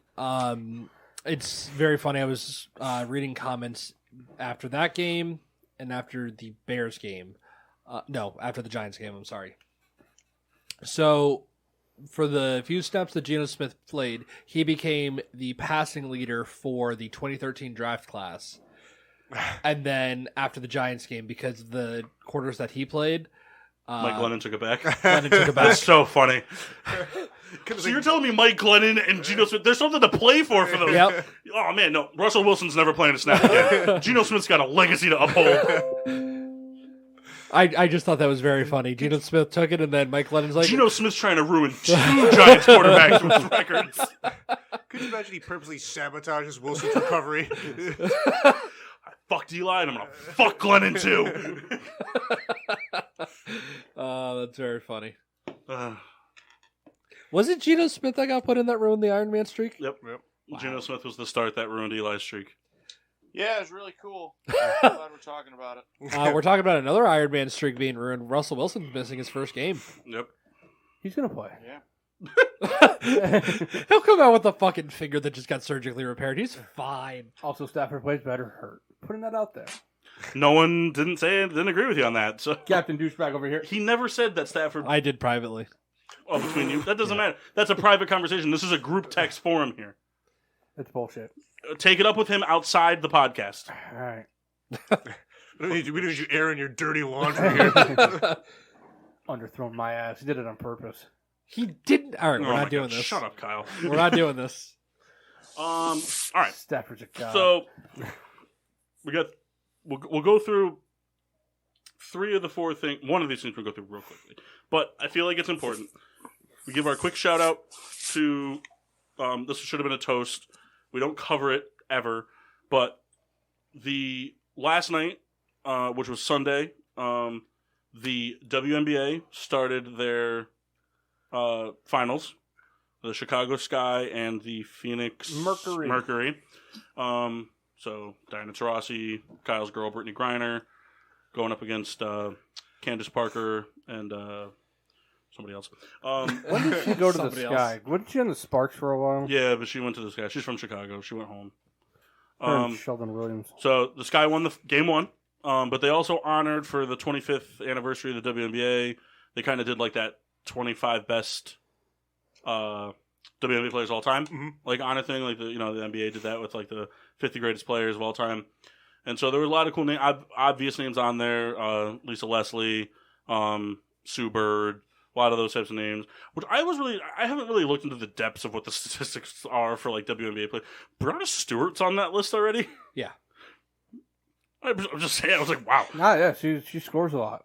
Yeah. She scores a lot, and I think she's like a 3 or 4 time champion, isn't she? No, not in the WNBA. I don't think she's won 3 or 4 in the WNBA. She hasn't been in the league for 3 or 4 years. Yeah, I think they So did she win may one. have only been in 3 years. I think they did win one though. She plays for Seattle, right? Yeah, she plays with So Seattle Sue Bird. Storm. I don't know. It looks like the That Sonic. could be the MLS team. Not really doing a whole lot of justice on this shout out here. No, the Seattle Xbox team. But the thing that I thought, no, that's the MLS team. Yeah. That's where Clint Dempsey played. But one thing that I thought was pretty cool, even though it's super gimmicky, was they did for the 25th anniversary, and the WNBA has a much smaller sample size to work with than the 75 years of the NBA. They did a fan vote tournament for WNBA GOAT, and Diana Taurasi won. And so before game 1 of the WNBA finals, the WNBA higher-ups, commissioner, and all that stuff came out, and they presented Diana Taurasi with the greatest of all time, like, award. That's pretty cool. And like she was like labeled like the and personally, from my minimal viewing of the WNBA, like, rightfully so. She's a fucking animal. I mean, she's pretty much been playing for all of 25 years. All UConn players. Yeah, John Stewart, Maya Moore was good until she retired. Rebecca Lobo. Yeah. Did Sue Bird go to UConn? Yep. Her and Taraji played together. Yeah. Oh yeah. Brianna how Stewart's good been in the league for 5 years, has 2 championships. 2 champions. Are you She played for serious? Seattle though, right? In 5 years already?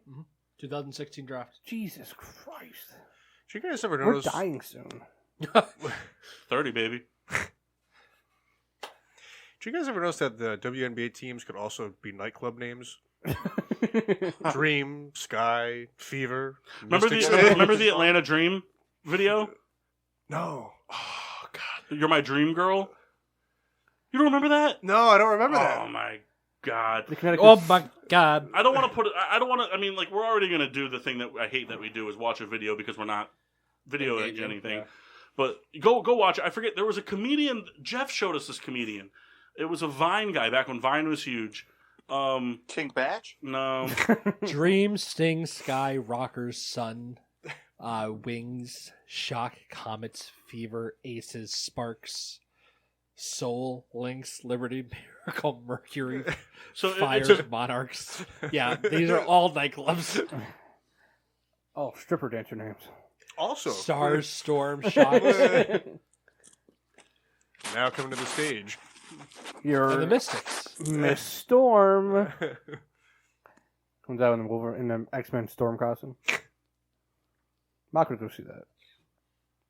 Oh, where is it? I gotta find it now. I think we'd all sign up for that, honestly. I was gonna say, yeah, like I'm the only guy. You're gonna just pay your mock out to be this just perv. He didn't say anything. Another Connecticut Sun girl won the Wnba MVP. What? Yeah, a girl Kyle's on the just Connecticut stuttering Sun. through everything. The girl in the Sun won MVP for You said a few extra letters there. the WNBA MVP. That's what I said. No, it's not. That's how it came out. Damn, I can't find it. I don't know her name now. I don't know. They don't play series though, do they? Yeah.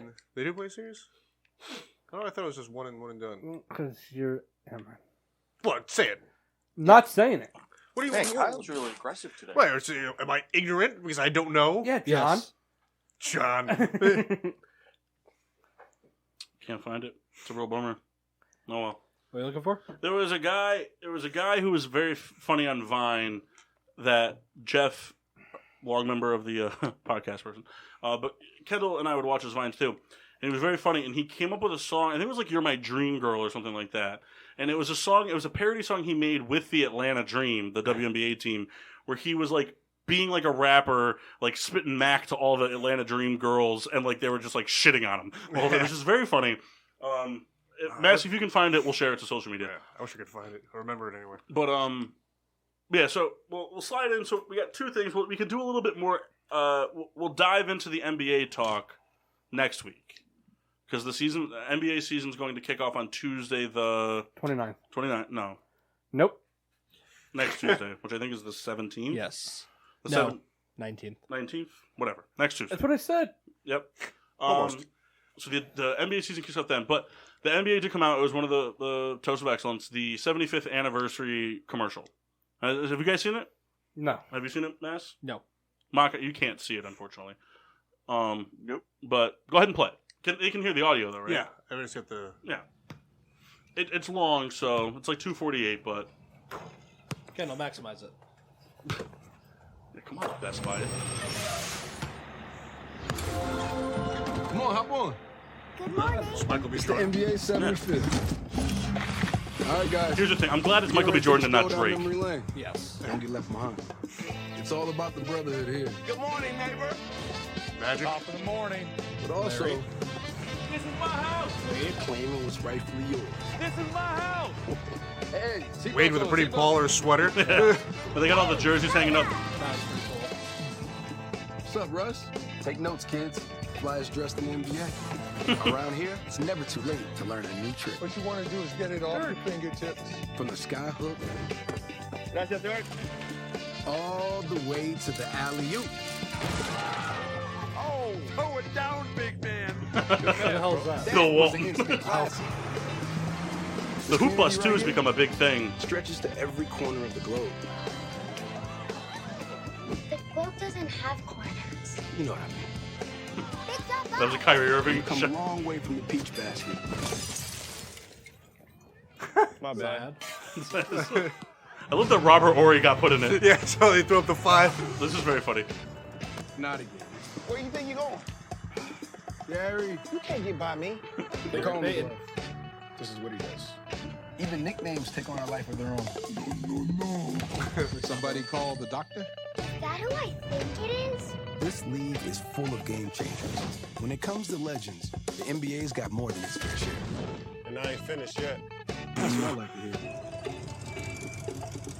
hear. Some things are bigger than basketball.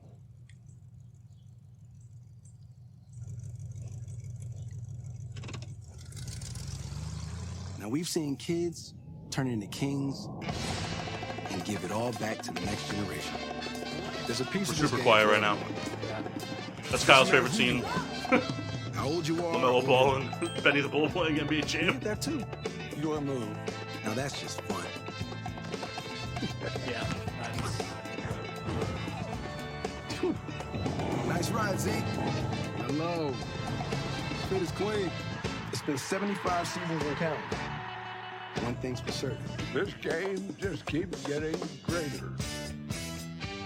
The game don't stop. It won't stop. Quite a few players that I'm surprised didn't. Yeah, that aren't in there. Yeah. Well, I mean, Please?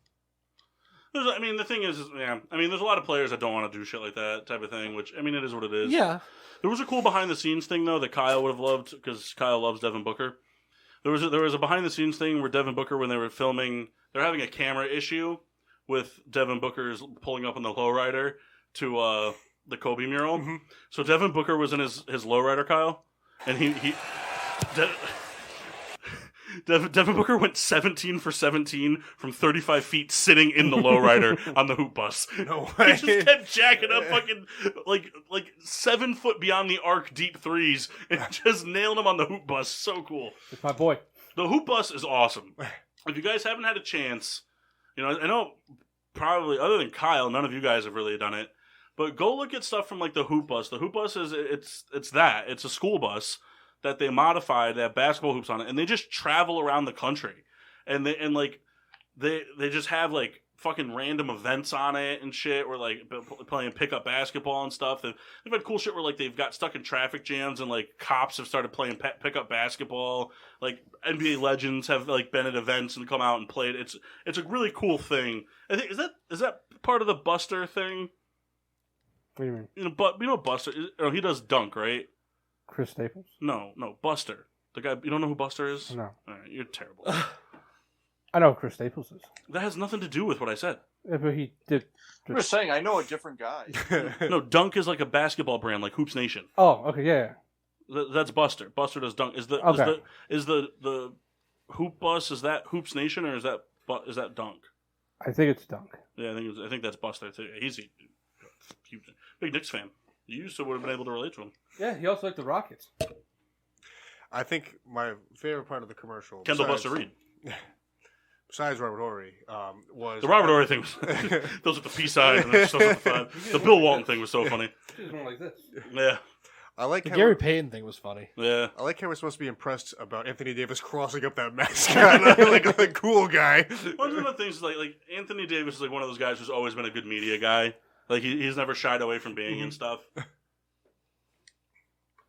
Still commercial though. Kevin Durant too. Yeah. So I saw a snippet which I thought was going to be in this was the basketball was in this like the diamond encrusted basketball with Bill Russell. I don't know what that was. It wasn't in the commercial. Oh, that wasn't yeah. for the commercial. I think that's just a promotional thing. There were a couple notable names like in current NBA that like you might not be might be surprised weren't in there. Like James Harden wasn't in it. Ben Simmons. Yeah, but Joel Embiid, Steph Curry, stuff like that. Michael Jordan. Michael Jordan wouldn't be in something like that. He wouldn't, but it's not his thing. He wouldn't be in something like that. It's the same thing with like Scottie Pippen. Giannis. He was in it. Giannis was in it. Was he? Yeah. Did I miss him? It was a picture, but he was in it. Okay. No, he was in it in general. Was he? Yeah. Where? It was in the very beginning. No, I must have missed it. It's very funny looking. I didn't see Reggie Miller. He's tough because yes, he's considered a great, but he's not considered an all-time great. Well, the other thing too, though, is Reggie. Well, yeah, but neither is fucking.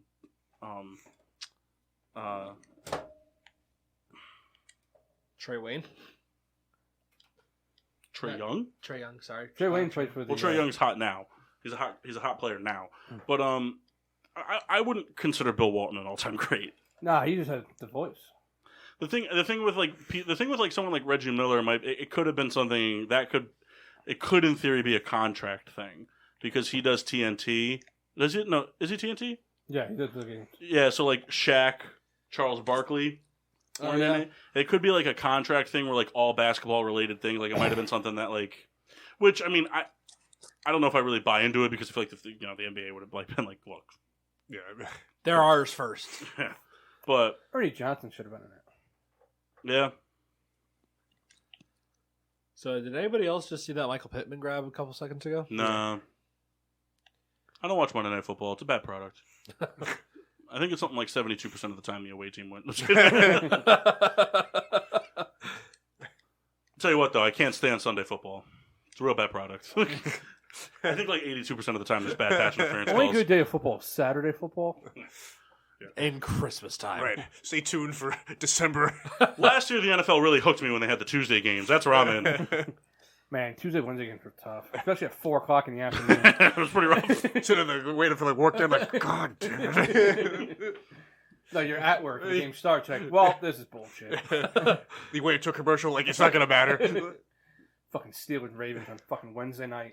Samantha just randomly sent me a picture of myself. Didn't care for that. So, Gil, top of the 8th, Rays tied it. Did they? 5-5. Good. Let's go. I hate all local sports teams. All right, so we said we're doing our set it and forget it fantasy hockey thing. We'll touch on the teams next week. I am picking everyone. Are you? No. We don't have to do auto draft. You guys can draft people if you want. I don't care. I'm cool with it. Oh, yeah? Prove it. I mean, Massey let me charge my phone, so I might do it. I'm probably gonna do it. I'm gonna do it. Sounds like we're doing it now. You don't have to do it. I'm just saying, like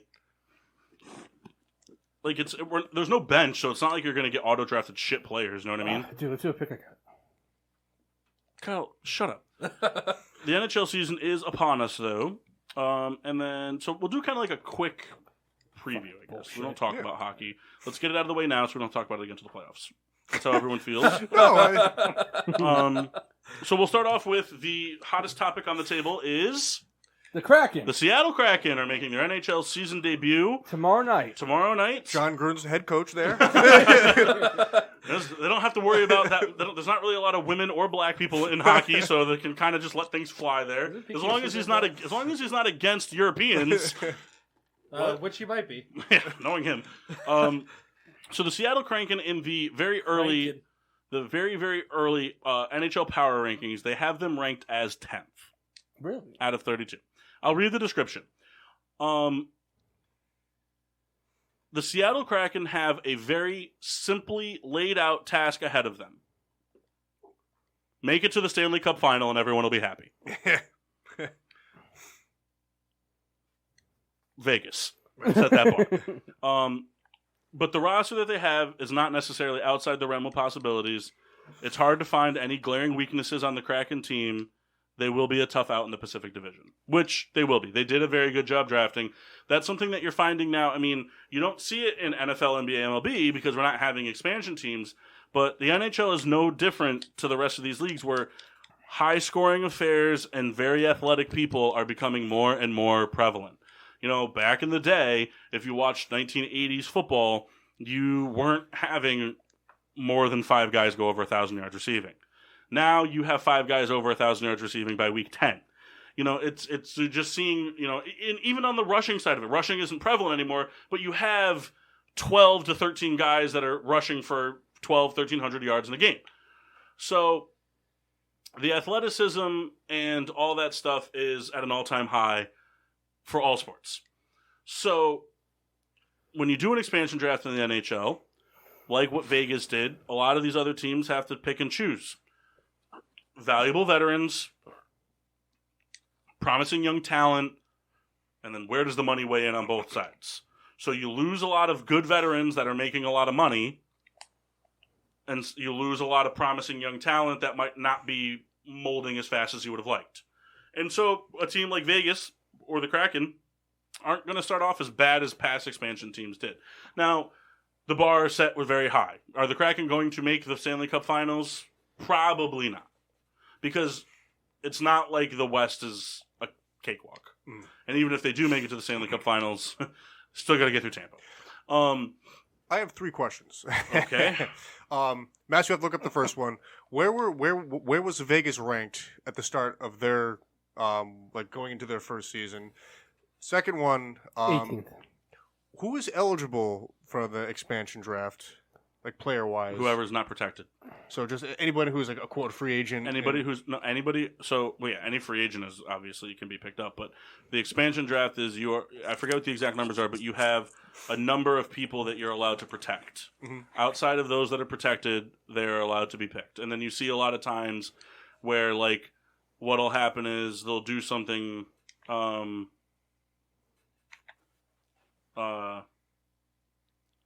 hey, like they'll contact like Seattle, like the Blackhawks, they'll contact Seattle, like, we didn't have enough numbers to protect this guy.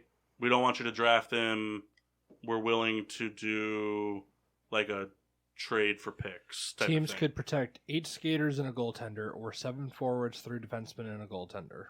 They had to expose at least 2 forwards and 1 defenseman who were under contract for the 2021-2022 season and play at least 27 games in the 2021-2020 season, and or more than 54 games the season before. The teams also had to expose a goaltender under contract for that season who would be a restricted free agent, blah, blah, blah. So I kind of remember you explained it. You get to protect people, and whoever's not protected is eligible. And then franchises play games. Because a lot of the times, too, to protect someone, you'll give up draft capital. And then like Vegas did, they drafted a lot of good guys, and that's why they've been so competitive since the beginning.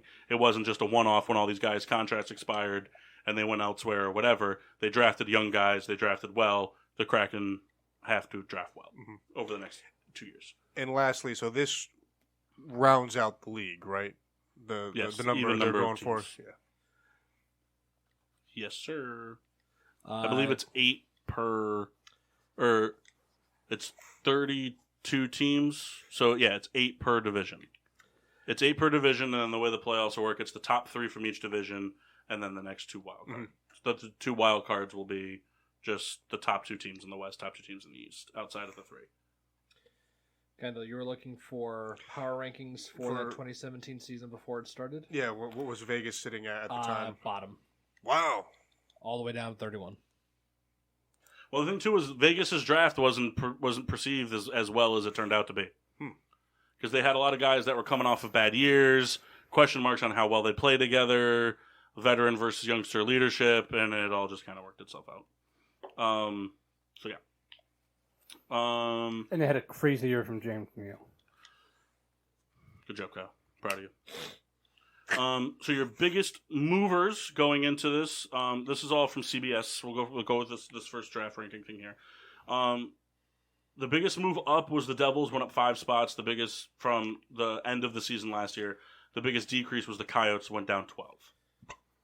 So we'll kind of go through some of the big juggernauts first. Then we'll look at a couple of the mid guys. And if you guys have questions, you can ask questions. Number 1 is obvious. It's Tampa Bay. They're unstoppable. It doesn't matter what they did in the offseason. The goal is going to be, can you stop Tampa Bay? They're the favorite to win the Stanley Cup. It's not even close. They had roster turnover, but it doesn't mean anything for them. Because it's always the next man up type of thing. It kind of just seems like that's the way in Tampa over the past 5 years. Who next person up, do your job, and that's what happens. Would you agree, Kyle? Yes. And look at the Rays. The Rays had the best record in baseball. Best record in baseball? Yes. Yeah. They had the best record, right? Best record in baseball with a 3-man rotation this year. The Avalanche are sitting at 2. They arguably got better, which is scary. Golden Knights are sitting at 3, which was surprising to some people because they did ship out Marc-Andre Fleury, but they're still one of the elite teams. They're loaded at almost every single position, and they're the best team in their division by far. The Maple Leafs are looking strong this year. They're sitting at 4. Islanders are coming off of a great year last year, sitting at 5. They got Barry Trotz behind the bench, and they've been one of the more underrated teams the past few years, but they're not going to fool anybody anymore. They're going to have to win hard-fought games for sure. Bruins, a team that always seems to be right there. They're sitting at 6. The Wild jumped up 3 spots. They're sitting at 8. they have Kevin Fiala and Kirill Kaprizov, and they're looking like they're going to be one of the better teams in that Central Division. We saw the Predators take a big step back last year. The Blues have taken a step back. The Blackhawks aren't the team they used to be. The Panthers are looking like a solid team. The Hurricanes were a solid team last year. They're looking like they'll be back again. The Rangers, the Penguins, the Capitals, Stars, and the Blues will kind of all round out that. Then you have some other teams that are more question marks. The Blackhawks, they were on the fringe for a lot last year. They got Marc-Andre Fleury, which can hopefully aid some goaltending woes since the Corey Crawford days. They got Seth Jones to get some youth and legs on the defensive side. They're going to get Jonathan Toews back. But it's still hard to imagine that they're going to be a legit playoff team. The defense is not good. The Predators, like we said, they've been kind of falling down ever since their Stanley Cup runs. The Flyers are a team that always compete but somehow seem to disappoint. And then a lot of the teams from like when we were like in our high school, college, middle school days that were really good are just they're struggling to find their ways. Teams like the Sharks, the Blue Jackets, the Kings, the Canadians, the Predators, and the Ducks are all scraping around the bottom third of the barrel, along with the two arguably worst teams on paper in each division, the Coyotes and the Sabres. Mm-hmm. I have a question kind of alluding back to the Kraken. What teams, if it's more than one, do you feel were hurt the most from the expansion draft? If any at all. Well, the Flame lost Giordano. Yeah, but that was kind of also like a broken relationship. The Flames, I don't know. It's going to be tough. Like, that would probably be the biggest loser. I mean, it was a rough loss for sure, but like losing Giordano could hurt them big time in the long run when it comes to like blue line offense and defense. But they still have a stacked forward line, so we'll see. But they're probably the team that's going to like hurt the most from it. Yeah. And sorry, just trying to understand. Now, follow-up. The expansion draft happens, blah, blah, blah. You know, certain players are protected, others are not.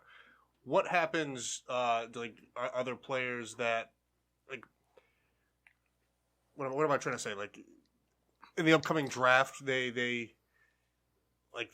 get additional players, or is it just like, you know, hey, your roster was full anyway? How does it work? Like, you lose a player? Well, the expansion draft, I believe, I could be wrong, but I think the expansion draft is only, I think you only lose a player. Yeah. Yeah. Oh, so it's really not. No, it's every player gives up. Every team gives up a player, essentially. I just wasn't sure. So hey, so we supplement, you know, your team with, you know, established players from teams, right? And then we replenish you with whatever. I mean, you think about it when you go to, you know, an ice hockey team goes to start up their game for the day. They go on traditionally with 12 forwards, 6 defensemen, and 2 goalkeepers. So you would round that out to 20 people. So obviously, if every team gave a player, that's 30. That would be 31 players. So obviously, that's 11 more than you need. Right. Granted, you could start by, you know, you're going to start filling out your affiliate team and whatnot. But a lot of times too, like there's trade to people to give up trade. They give up picks instead. They work out deals. Mm-hmm. Now, if you give up a player, can you trade back for that player? Technically, if you wanted to. I didn't know if it was like the NBA. But usually that's just avoided. Usually, because like I said, it's like we can only protect this many, but we would really like to not lose this guy. If this is the guy you're going to take, let's figure something out where we can give you picks instead. I know the NBA, if like, and then so it'll be something along the lines of where it's like, okay, hey, we want this guy. All right, fine. Give us your 4th round pick. We'll give you our 2nd round pick. Yeah, it's cool though. Because I mean, it's something that you never think you'd see. Because you think of sports like, oh, it's so established. What are they going to change other than rules and like? Right. Well, and that's the thing is everybody, all the other leagues are at a perfect number. Mm-hmm. You know, I mean, the NBA is, you know, theirs is a little wonky because the NBA is at 30 teams. They're the next one to do it though. Yeah, they'll be the next one to do it. They'll expand 2 more teams. Seattle and they've been trying to get a team in like the Pittsburgh area for a while. Yeah. Pittsburgh, unfortunately, though, the other thing, too, is Seattle might lose out because, Seattle, I shouldn't say Seattle would lose out. I could see a team, though, like New Orleans, the Pelicans, getting bounced to the East and Vegas getting a team. Yeah. Because the Raiders, like, the five, I mean, not talking about team success, but, like, the Raiders experiment has been very successful so far. Obviously, the Golden Knights have been a very successful franchise in Vegas, fan base wise and revenue wise. Even the WNBA team has been. They just lost in the semis to the Phoenix Mercury, and they've been the Vegas Aces. But now all they need is a baseball team. Yeah, Oakland will get there. That's the thing. For baseball, really, you're going to see moving. You won't see expansion. Yeah, Oakland will be there. Baseball's tough because there's a lot of clutter that comes with it. Just like there's a lot of clutter that comes with it, and like the other thing too is like doing it there's not a lot of teams out there where like let's just say it was like, oh hey, you get to protect, like just say you get to protect, I don't know, 8 fielders and 6 pitchers. There's not a lot of teams that like are going to be like, oh shit, we need to protect more than that. You know what I mean? Like, there's not a lot of teams out there. Like, I mean, yeah, there's like teams like, like the White Sox, for example. Like, they wouldn't want to lose like a player like Gavin Sheets, but he's not an everyday player type of thing. So like a team like the White Sox or a team like the Yankees or like the Astros, but like the fucking Twins would struggle to find 4 guys that they're like, all right, we could have them. Yankees, no, please don't take Gary Sanchez. We're begging. So. Well, our toast of disexcellence to start the show, Mock, was all of us predicting the Yankees wildcard game wrong. Yeah. Yeah, it nipped my bracket in the bud real fast. Nipped everybody's bracket in the bud. Not those people from Boston. Boston. So, NHL season, I don't know. I always find it fun. I know it's not a fan favorite on the show. I unfortunately, thanks to this guy and that guy, will not be having a password to share around this year because the TV service that I have will allow me to watch every NHL game I want, included in my price. Nice. You're gonna need to download it anyways. I'm not doing that. Actually, high five. I actually should go look and make sure I'm not going to get like rebilled for it. You might, because it's a recurring thing. Yeah, I probably already did. I had that for NBA too. Yeah, I probably already got billed for it. I already declined that. Whoops. Right, I didn't watch enough NBA last year to buy it again. So, anybody have anything you want to add? Anything before we'll go to break? We'll come back and we'll round out some fun stuff. Our draft starts soon. Our draft does start soon. Oh, yes, it does. Yeah. Anybody want anything you want to add? We'll go to break. Come back and do some fun stuff in the third hour. Wasn't a touchdown. Okay. We'll see you guys live on the other side. Home of getting sports with Drunk on Monday nights. PPRN Radio. Home of the Peter Pinot Show. Peter Pinot Show. PPRN Radio. Damn, where are we? PPRN Radio. Always on, sometimes off. PPRNradio.net. PPRNradio.net. The station that's home with your wife. While you're at work, we keep her company. We keep her happy. PPRNradio.net. The most diverse playlist on the planet. 24/7, 365. Yes, your mama's station. Bringing that heat. And now, back to Getting Sports with Drunk on the PPRN Radio Network. Welcome back to Getting Sports with Drunk. I'm your hostess, Cupcake the Riddler, and I'm joined with forgetful foes, all of them. They were all given a task. They all forgot. So I did remember. But you get no points because you fucked it up and didn't do the instructions. You're right. I just didn't understand. And if you did remember, why didn't you bring it down with you? Well, because Mock didn't come. So you just thought I wasn't going to do it? No, I just figured that no one was going to bring it. No, Mock forgot too. What are we doing? What did I forget? I sent out a thing. You guys had a task to bring in an item, a sports item that could be substituted as a baseball bat. Points would be awarded for the best thing brought in. I did forget about that. What? Wait, when was this? You knew that when you picked him up. You knew that when you picked him up. Yeah, but I wasn't going to... What am I going to do? Give him the unfair advantage and say that to him? I do say to him, "Hey Kyle, don't forget your thing," and then leave all of you guys at a handicap. That's fair. That's what friends do. Yeah, but then that would be a shitty friend thing to do to the other friends. Yeah, but he sucks. He was with the home screen. When did this happen? I don't know. What? Was it Tuesday? Wednesday? That you sent that out? Yeah. It was in the group chat. It was in the group chat. Guess you didn't read a group chat there, Mikey. There were multiple responses to it. It was on Tuesday. There was one night, and then I woke up the next day to like 100 texts in the group chat. You got to go back and read those texts, man. All right, I brought it. What'd you bring? I will say, I don't always respond, but if I wake up to 400, I always read every text. I just go back and make sure to miss anything. Because I don't want to be that guy that like doesn't read through the text and finds out like all 100 texts were like talking about like, oh hey, I'm having a baby, and then like 3 weeks from now I'll be like, yeah, can you believe that like Kendall's having a baby? Like what? You know, like what happened with Kyle with Eric on Christmas? What? Kyle refused to do a card. Yeah, we know. I admitted to it. What do you think? Should there be a punishment? Yeah, you can give me a punishment. I deserve it. So so does Mock assign the punishment? Or is it a group? I think you have to suckle Kendall's teat. Okay. That's a punishment for Kendall, though. I like how that's worse than a card. Come here, bud. On air. All right. No, Come Kendall, here. do it. Oh, I was scared. That's not who we need. I'm going to lose this fucking game, and it's going to piss me off. Kyle's getting mad at fantasy. Another shocker for this week, I know. Yeah, fucking... How am I going to score 214 and still lose? So real quick, this is on our off air. We can throw away that cup. I think we have to save those pins in there. I don't know. They're all gone now. There's an apple core in there, Kendall. Fuck it. I'm just leaving the cup down here. We didn't put the apple core in it. Yeah, but we'll get blamed for it.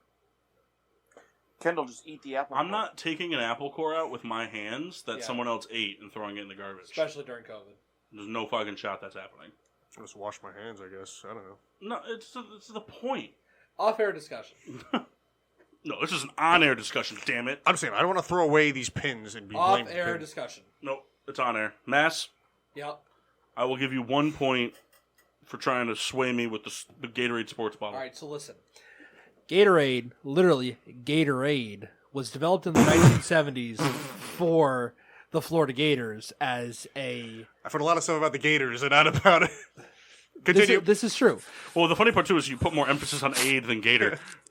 Gatorade. I'm actually going off the old commercial. I'll find that commercial if I can. Please don't. This was actually developed for the Florida Gators men's football team to help them rehydrate on the sidelines. Hence, was developed purely for sports. Hence, is a sport object. I can hold it very much like this and swing it as a bat. Yeah, but we've seen you hit. All those words could have been subscribed with just the sports drink. I'm sure is on here somewhere. Also, Mock, he didn't say I had to hit well. He said bat-like object. Mass, you get a point. Yeah! All right. I got my shoe, right? It's not a sports item. You know, yeah, it is. I use it for running, just like the Florida Gators did. It's not a sports item. That team, they drank those shoes on the sideline. Gator shoes. I'm 100% serious. That is how that was developed and created. There you go, Kyle. Yeah. I hope Taylor and Andrew tear the ACL for one day. You're a terrible person. One day. That's not how that works. Prove it. All right, Kyle, come here. Let me tear your ACL and see if it Please lasts do. for a day. Please do. Give me a reason to be fat. Love it. What is this world? It's Kyle's world. We're all just living in it. Do Souls' world. I hate the fact that we just went through that. I love it. Mock, you got a mock draft for us tonight? Actually, Kyle has the mock draft. I do not. I got one for you, Michael. All right. Are we doing that now? Bailed him out. Oh, you want to do it now? Yeah. We're going to do 5 rounds? do 6. Okay. 6. Really had to That twist his doesn't- it arm. has to be an odd number. All right, 5. Doesn't have to be. Well, if it's not, it doesn't work out. I will say 11. Why? Everyone still gets the same amount of picks. Yeah, but it messes up the order. All right, 5. We'll do 5. No, everyone still picks in the same order. Anyways. It just means the person that picks last really gets fucked. We'll do 5. And we're going to do dipping sauces. All right. I don't know that there's 5 rounds. I think of we've picks done for- this already. Hold on, I have all the drafts. I don't think we have. Now here's the thing. This could have been a draft that me, you, and Paul just did in the car. Let's make more than. There's 100% chance that one happened. A draft. There's also a chance Kyle and I did that draft by ourselves. Today. There's also no, we didn't do it today. There's also a chance I've done that draft just with Kendall. There's a chance I've done that draft with just Massey. There's a chance I've done that draft with everybody in this room, but not on the air. Hey, real quick, are we auto-drafting? Why? Because we're all fucking gross. Are we auto-drafting or really drafting? I'm auto-drafting. Well, Mock just got fucking Connor McDavid, so I'm done. Did you have the first pick? Mock did, yeah. What pick do I have? No, Kendall's picking. Oh, who did I pick? No, I got Drysdale. Fuck. Leon Drysdale, right? Yeah, just let it auto draft. Yeah. Kyle, just let it auto draft. Kendall, hold on, I'm generating the. Messi, I really enjoy your setup you have. Thanks. The iPad laptop with desktop. the holder and the mouse, keyboard. I was saying the meese. The meese. The meese. Massey's the real deal, guy. I know it. I never doubted it. I doubt the Jets. Yes, you did. You texted me about it. And, he's super hydrated with 2 Gatorades. Yep. He has a Subway sandwich in his system and a bag of Doritos. The man is ready for action. Yeah, I'm cool with this. Just feature Mo and Mac. For like an hour. You know what I had today that were really good? What's that? Lay's ketchup. The chip? Lay's ketchup chips? Ketchup chips. Oh. So I got Samantha for Christmas last year one of those things called snack crates. Where you get a bag, I think it's snacks, yeah. 1 month she did get a crate from a place I don't care for. Would you care to mention that place? No, nope. Dorito. But she got I told her, I was like, here's the deal. You can have everything. I don't need to try anything. But I was like, when you get the Canadian box, it's mine. Everything in it. She goes, okay. Boy, was she fucked. Mock, did you? I got a bag of Ruffles all dressed. Nice. Yep, big bag too. Got a big bag of Lay's ketchup. Those were real fucking good, to be honest with you. Smarties, got a bunch of good stuff. Oh, Smarties, the sugar candies. No, Smarties up there are they're like a more airy milk chocolate M&M. It's like a candy beef jerky. Kyle bought a Jack Link's stick today. Oh, meat stick, huh? Not that good. Those are Smarties. Oh, I've never seen those before. Well, you're not from Canada. Canada, yeah? I know things. Mock, you play softball today, yeah? Yes. Did you lose? Rather not speak about it. That's a yes. So we have a mock draft. Mike mock draft? Mike mock draft. Featuring Souls.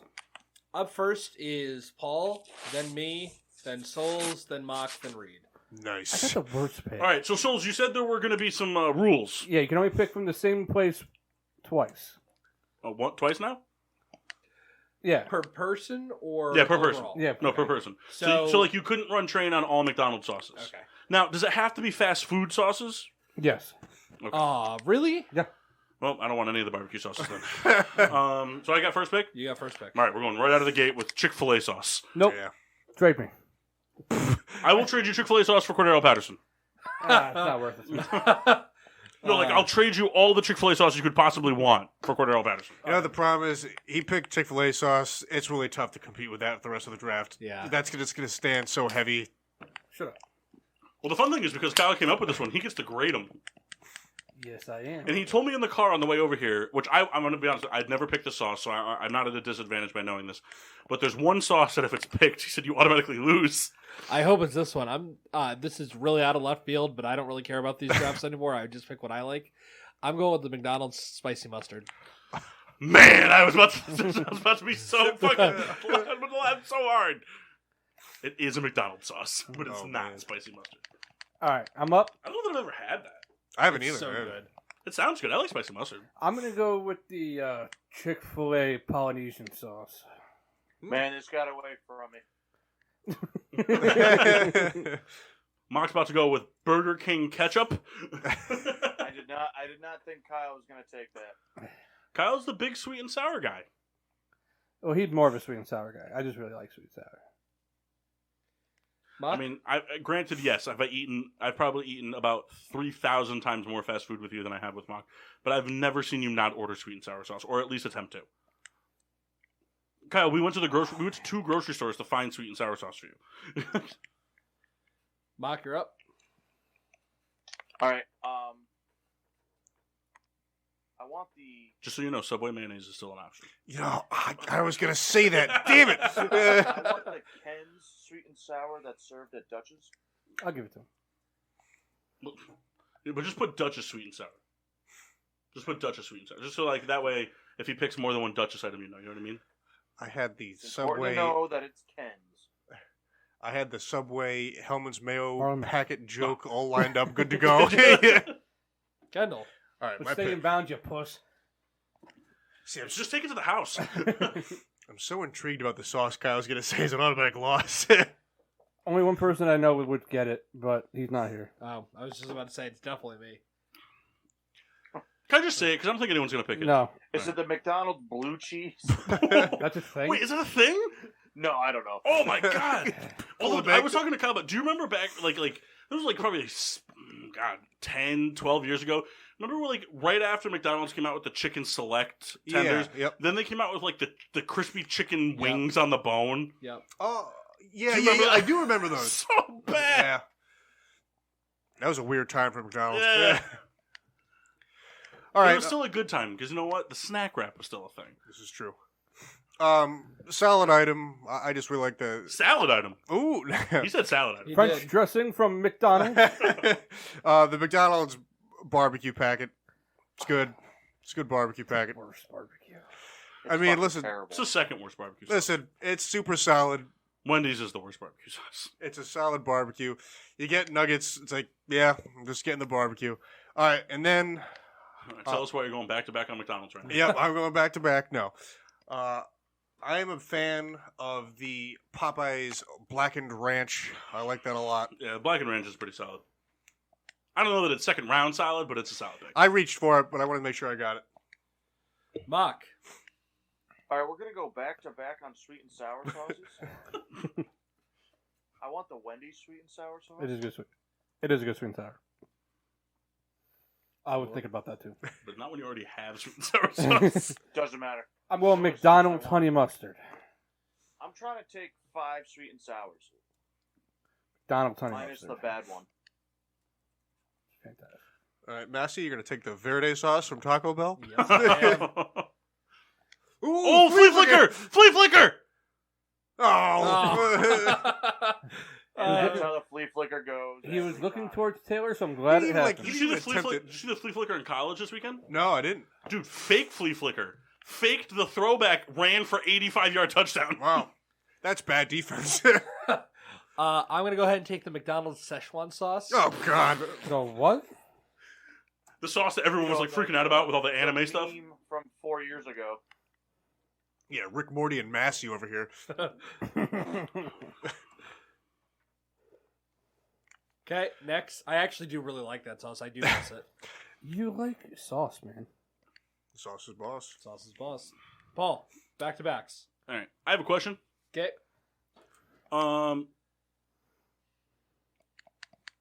Does it count if I order it to dip? Yes. Okay. Well, it's not. It's up to Kyle technically. Duke's mayo it is. Like if I order it to dip stuff in. I got to see what it is first. No, that's not how Isn't this that works. Allow But it. I mean, isn't Allow it. Well, no, like I'm saying, like if it's a sauce that's not traditionally like you can't buy it in a packet, but you could like be like, hey, could I get like a side of that? Okay. To okay. dip stuff. Yeah, that's fine. You understand what I'm saying? Yeah. Yeah. Right. The Taco Bell nacho cheese. That is good, though. Oh, forgot all about that. Master might have just given me a pick right there. Uh-oh. you know? I'm pretty upset that just happened. Well, you know what, Mike? You said you were going all 5 sweet and sours, so you didn't have an Yeah, I option wanted in that the race. sweet and sour cheese. That's terrible. He should lose You just don't for know that.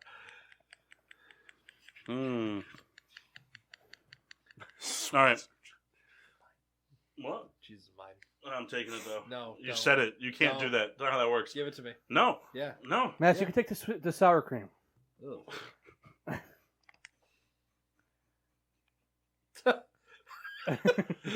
Just imagine that. That got Paul really good. Master, you could take the sour cream. That might be the best thing I've ever said. All right, what are you taking?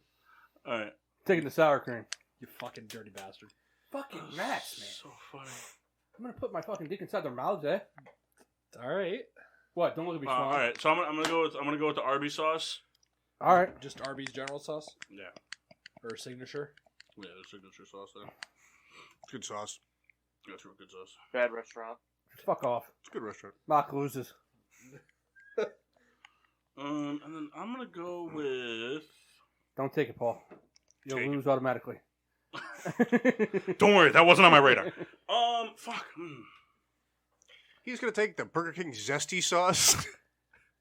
He does like the zesty. Do you like the zesty sauce? Zesty sauce is a good sauce. Well, I'm not You that know, a fan. I don't care for any of this. So, Matt, you think I go zesty and you go nacho cheese? I'm in on that. I didn't know it was gonna be that popular. That was like a joke. Who's the third pick? Souls. Souls, just think of a good sweet and sour. I don't think there's any left. I got one on my radar. Massey, I'm going to be nice to you. Okay. I'll let you have the nacho cheese sauce. But if you don't pick it, I'm going to frap you. All right, that's fair. Hey. All right. Sox just walked it off. I'm going to take... Did they? Mm-hmm. Did they really? For the series. Nice. I'm going to take the Chick-fil-A honey mustard. Okay. Chick-fil-A, You're very out of- well represented this draft. You're out of Chick-fil-A. That's fine. You know, I haven't had any but the 3 sauces that were picked, so we're good. Chick-fil-A is probably the only fast food restaurant, Colin and I were talking about, I haven't had their barbecue sauce. Taco Bell nacho cheese. Souls. Burger King barbecue. In my opinion, it's the best barbecue in the game. Second best barbecue. Behind. Kyle, way to sound super passionate, man. Hasn't been said yet. Hey, I gotta be passionate. Is the Burger King barbecue just Bullseye? What? I think Bullseye Barbecue is the distributor for Burger King. I'm just saying it tastes very similar. Maybe, but I like the taste. Good enough. Moving The on. barbecue that goes on the rodeo burger is better than the one in the packet, though. Oh.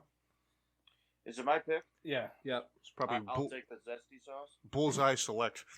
Whatever. Then I like bullseye. Fuck it. Listen, I don't know for sure. It's fucking delicious. It's good. All right. Soy Kendall, lectins back in to that. back. All right. Fucking dad over here. All right. It's too bad that French's mustard doesn't come in a little packet like in a All right. I got a dark horse one. You got a dark horse one? They might get mad at me, but it is what it is. All right. So I have back to back here, right, Mass? Yep. All right. Damn. Good night from you, sir. All right. So with my first pick, Wendy's Sauce Sauce. It's good. Okay.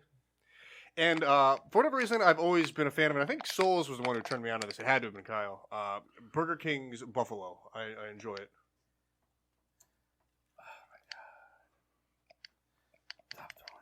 Mock.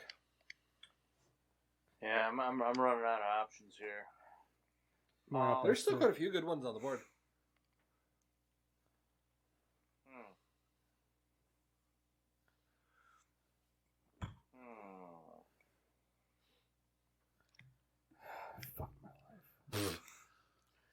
We will accept the maple syrup that Taco Bell uses on their product.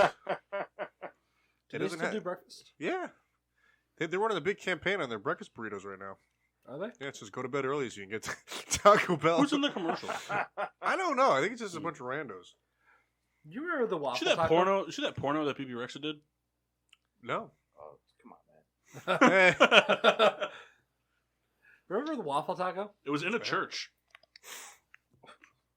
All right, Mike, what you got? just for the sake of comedy, I would like the Sheetz Dr. Pepper barbecue. Gross. It's a terrible sauce. That's but so it should be picked bad. in our draft. I lost. Did you? I'm going to. Souls. Pick a Sorry, sauce. I'm in defeat right now. All right, you've been defeated. Pick a sauce. It's It's not the Steelers, so who cares? my fantasy team does. Okay, but it's not the Steelers. So You you're could take fine. the Old Bay seasoning at Sheetz. Get Get that on an egg sandwich. You'll be real So happy. you're saying we can like ask for a sauce and ask for like a dipping, right? Yeah. Does stacker sauce count? Sure. No. Kyle, if somebody pulled up to the drive-thru and said, "Can I get a side of Sacker sauce?" Yeah, I could do it. Mark's just pissed because he squandered his opportunity. No, because that's bullshit. No one's going to order a side of fucking stack. Yeah, but you had a whole jug of it that you could use for dipping. That was personal use. Burger King stacker sauce. Brush his teeth with that. That's bullshit. Kyle, your draft is bullshit. This whole thing is bullshit. I'm That's just the mad state that I of took like fucking half church. his Whole pick. fucking podcast is bullshit. All right, I'm up.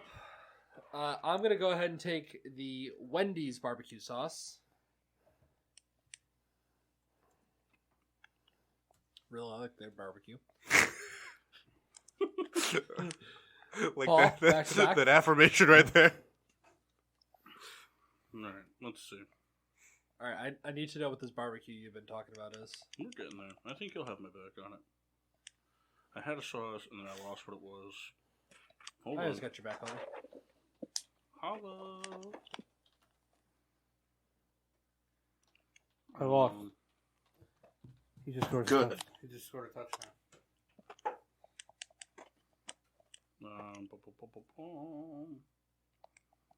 Sorry. It's quite all right. Who knows? Maybe he'll get a fumble.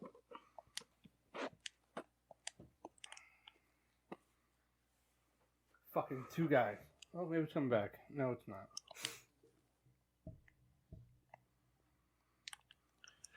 Man, Sorry. I haven't even heard of this sauce before. Fuck, where the hell is it? Kendall made himself laugh. I've never had this, but I just want to put it on my draft list. Okay. I'll save it. Sorry, I'm trying. I had a sauce and I can't fucking. Whatever. I'm gonna go with Shake Shack sauce. Okay. Shack sauce. And the Mass, you're the only one that can have my back on it. So I kind of live and die by what you say. But the best fast food barbecue sauce, in my opinion, all time, is Checkers barbecue sauce. Yeah. Add insult to injury. And would you like to know why, gentlemen, Checkers has the best barbecue sauce? Why is that? It's Sweet Baby Ray's barbecue sauce. Ah, there you go. I am going to take. We're doing 6 rounds of this, right? No, just 5. We're gonna do 6. Oh, just doing 5. I'm torn. Can I go back and change my last pick? No. Everyone can have a ketchup. I don't want to catch up. They're essentially the same thing, but they're different. That's why I'm torn.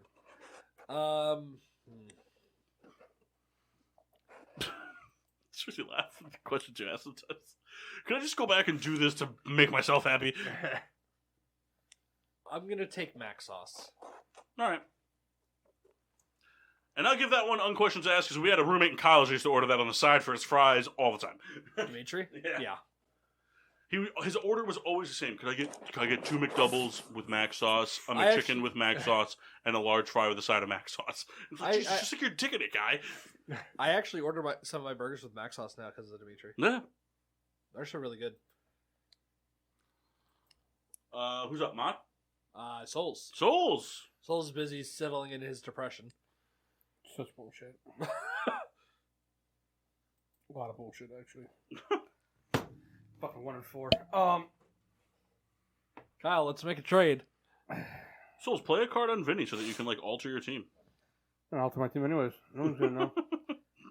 Pretty sure people would know. We all know you lost. Yeah. Kyle, pick a sauce. Let's see. You're out of Burger King sauces, by the way. Yeah, I know. It's so funny that you won't eat there. But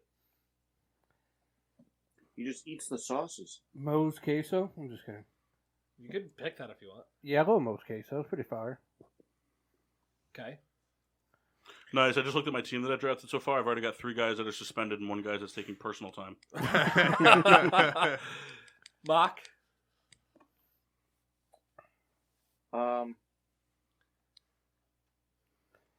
Jesus I Christ. will take. Kyle, it's fantasy. It's fine. It's not fine. It's fine. I don't like losing. Got fucking 50 points between 2 guys tonight. I think, we'll make another comedic pick. I'd like a packet of Hellman's mayonnaise to hit Kyle with. Got a feeling your whole family's going down. Yeah. All right, Kendall, finish this out. I've never had this, but it's been on a lot of lists. It's just too hilarious to pass up. Church's Chicken? Nope. I will be taking Long John Silver's cocktail sauce. It's never peaked higher than 10 on any lists, but it's been on a bunch of... Souls, care to give a winner? I gotta hear him again. All right, so Paul had Chick-fil-A sauce, Arby's signature sauce, Chick-fil-A honey mustard, Shake Shack sauce, and Checkers barbecue. Which is Sweet Baby Ray's barbecue sauce. Yes. I had McDonald's spicy mustard, McDonald's Szechuan, Taco Bell cheese, Wendy's barbecue, and mac sauce.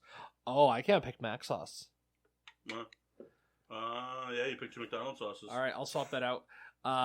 Instead Well, of mac, that fucking alters things. do you want mac sauce instead of your Hellman's mayo? Yes. Okay. Because I had that queued up. and then it got I'll fixed. take In-N-Out's animal style sauce, animal style spread. All right. It's really good. Unfortunately, Kyle's never had it. Yeah, that's why I ended up picking the mac sauce instead. Yeah. So McDonald's spicy mustard, McD's Szechuan sauce, Taco Bell's nacho cheese, Wendy's barbecue, and In-N-Out animal style spread. I did my Shack sauce just trying to base that all on the one time he had Shake Shack 8 years ago. Don't remember it. You had like Shake Shack. Kyle, do you remember what you had? Yeah. I'm not gonna pick mine. I won. Mock had Dutch's sweet and sour, Wendy's sweet and sour, Burger King zesty, Sheetz Dr. Pepper barbecue, and mac sauce.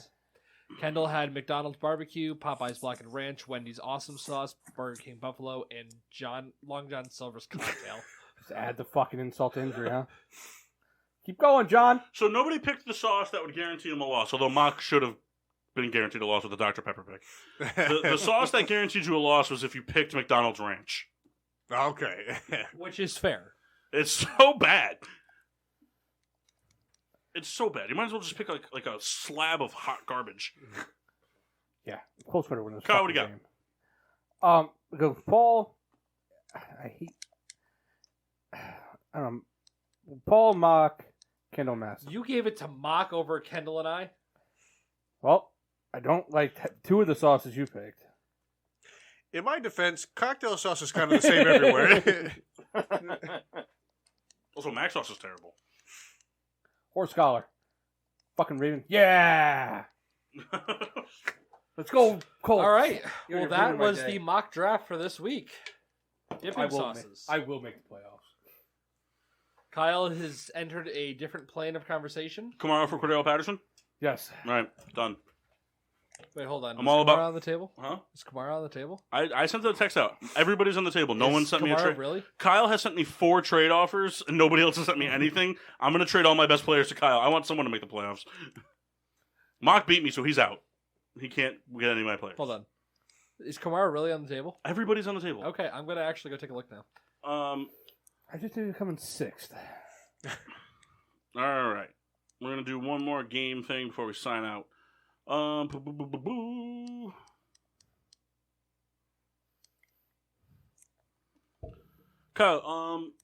is your bag here? Yes, it is. Kyle, could you go behind you? Could you get me a whiteboard and a marker, please? Preferably one that works, if you could check to see if it works. Come on, John. The markers are everywhere, so just be prepared.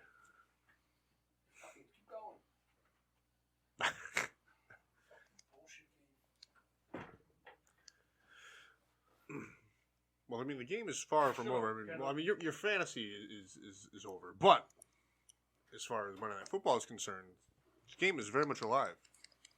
Would you prefer Claypool or Higgins? What? If I was to offer you a receiver. Like for straight up? No. Like, I mean, I was like, I'm not trying to get fleeced. No. Just as part of a trade package. If you had to pick one of the two of them. Kamara's actually off the table. You know why? Because I'm going to trade him to Ty. Oh, that's a bummer. I'm trading him to Ty for Christian McCaffrey. Ty might do that. I lost this week? Yeah, join the fucking club. Hold on. Did I really? I also lost this week.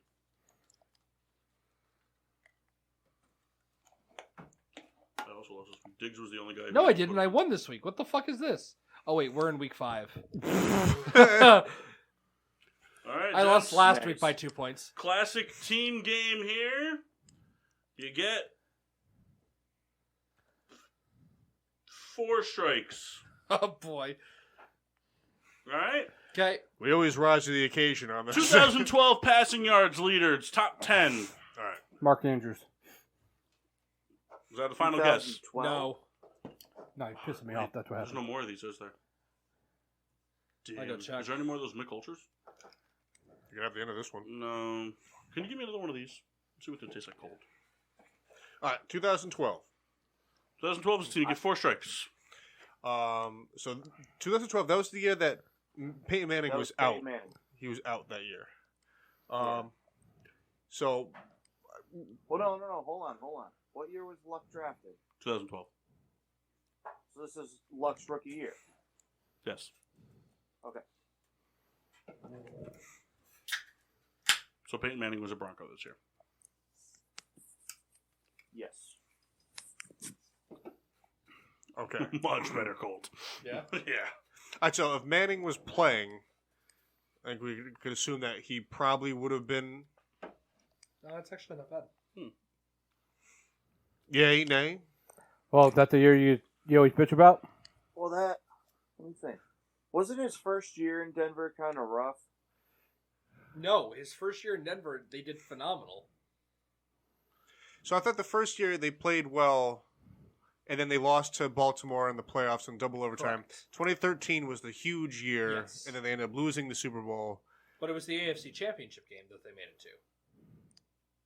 Because the Ravens went from there to the Super Bowl.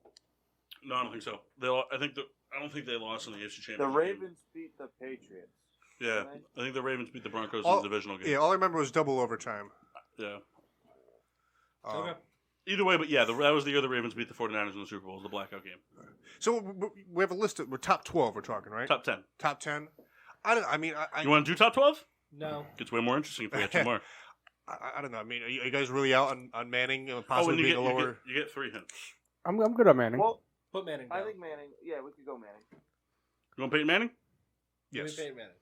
Peyton Manning was 6th. Big Ben. Yeah, was that kind of that span of Ben Roethlisberger, Brown going on that tear? Or was that too early? I think he was probably top 10. Or Aaron Rodgers. Maybe Romo. All right, so I think Aaron Rodgers is a fair guess. Yep. Are we on board with that?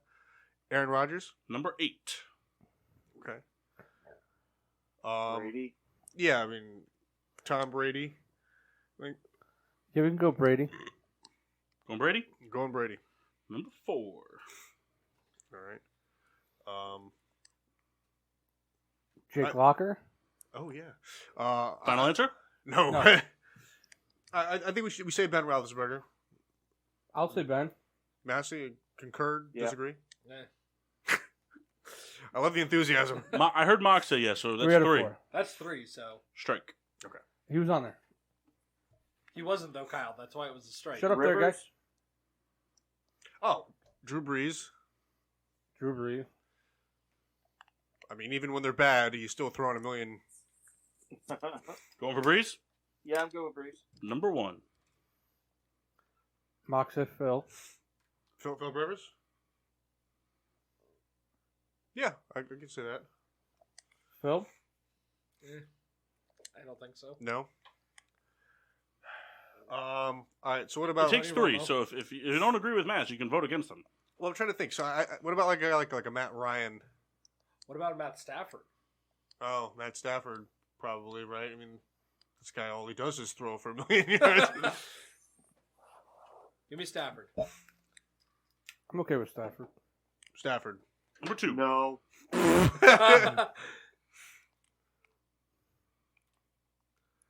Stafford was 2. All right, you got half the list done with only 1 strike. Matthew Ryan. Josh Freeman. Oh God. No, that was his good year though, wasn't it? No, there was none of those. I don't know. I don't remember. If he did, he was towards the bottom, but he had a decent year. Sometime. Make some guesses.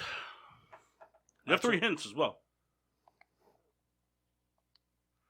All right, let's want to burn a hint. How many have we guessed? You have 5 correct with 1 strike. So you have 3 strikes left. Give us a hint. Yeah. All right. I'll give you a hint. You ready? I'm ready. Okay. Maybe he's going to win this game at insult to injury. Phillip Rivers is not on this list. Wow. Good call. Was Joe Dicko on that list? Oh, wait a minute. Cutler? Oh. Sexual innuendo from Mass over there.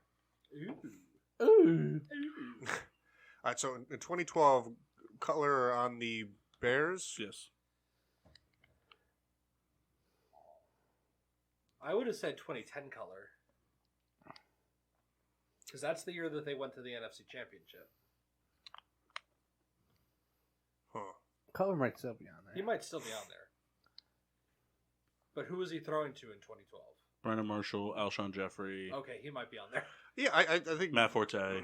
I'll go I ahead think and we say take a Jay stab Cutler at that. I'll take Jay Cutler for 100, Alex. Yeah, let's go Jay Cutler.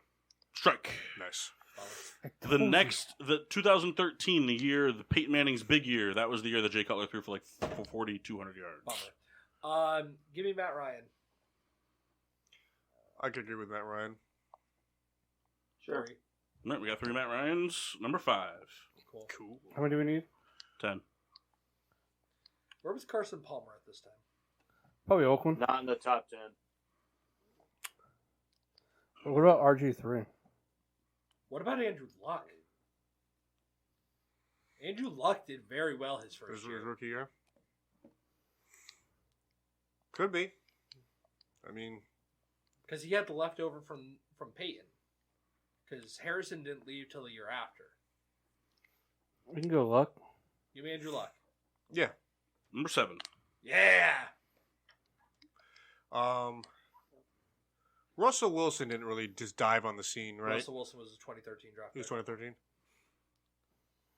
RG3. Hold on. No, didn't Wilson come out the same year as Luck? You're right. He was 2012. He was 3rd round. And they went to the Super Bowl that year, didn't they? Didn't they No. go his rookie year? No, that year was Ravens 49ers. Well, speaking of which, you counted it. What about Joe Flacco? They went his second year. They beat the Broncos.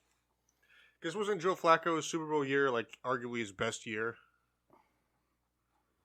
I mean, let's see if I can find the playoffs real quick for 2012. 2012, Seattle lost to Atlanta on that last second field goal.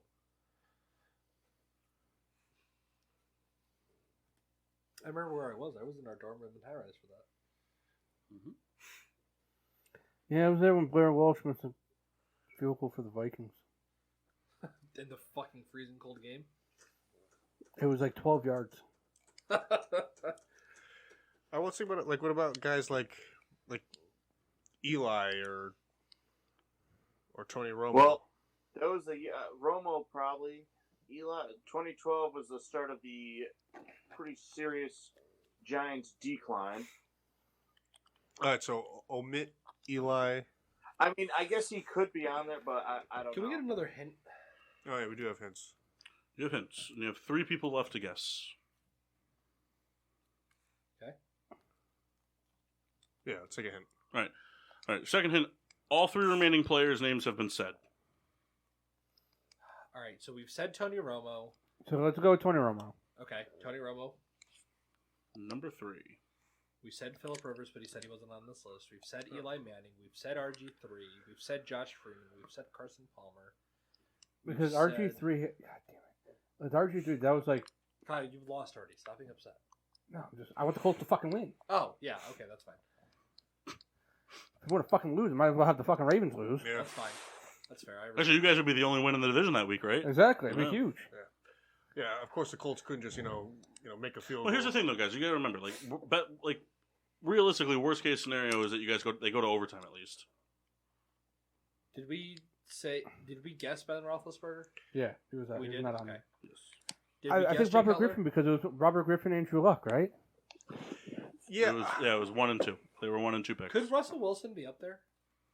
See, I just Well, don't we remember. hadn't said his name, though, yet, had we? No, It we, was like we were talking about We were when he was just talking drafted. about him. His name was said because then you brought up the Atlanta That's beating right, in okay. last second field goal. If you guys want to go Russell Wilson, then go for it. Well, see, I remember RG3 having a good year. I just don't But know I if he thought was, it was on the ground. right. I just didn't know if he was throwing all over the place, and I just don't Well, remember. He was Rookie of the Year, right? Yeah.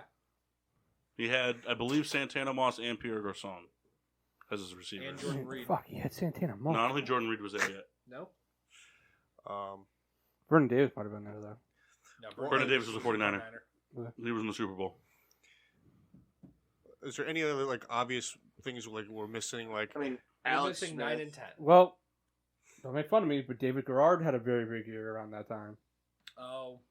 Well, hold on. The last hit was that the last 3 names were already said. All right, never mind. We have 2 more left. Let's get 1 more hit. We'll take the last 10.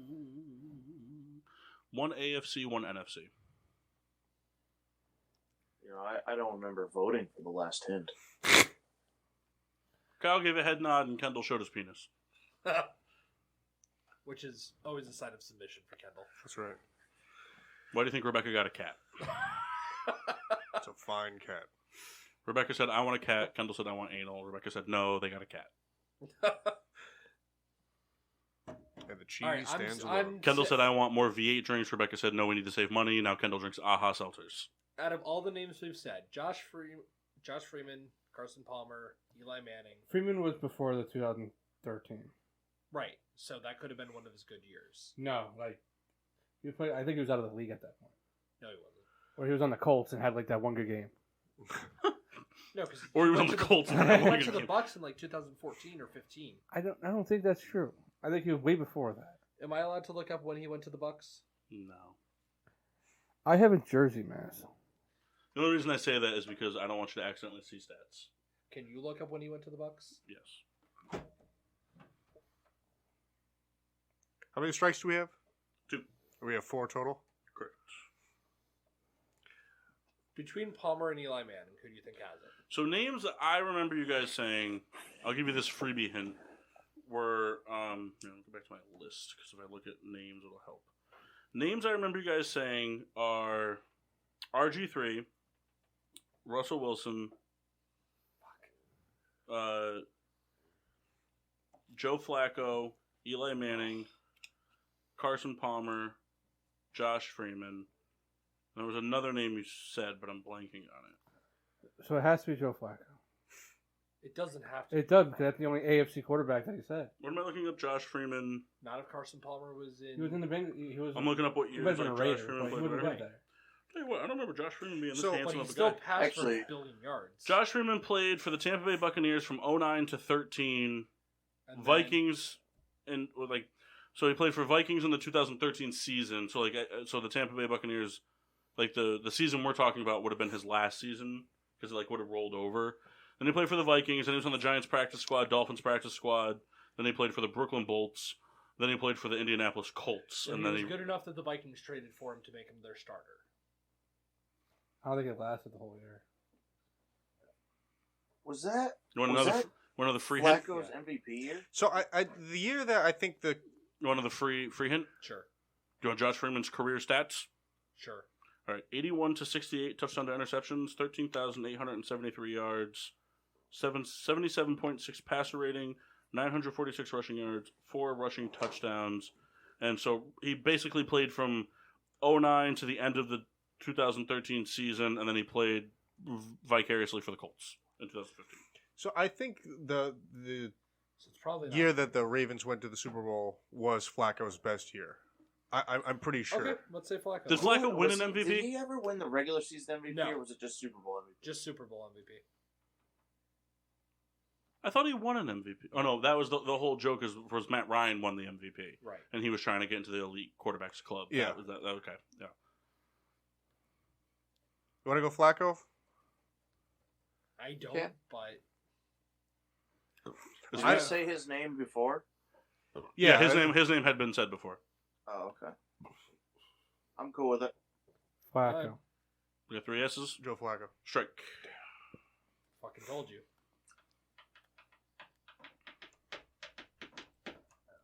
All right, so it's got to be Eli or Russell for the NFC, right?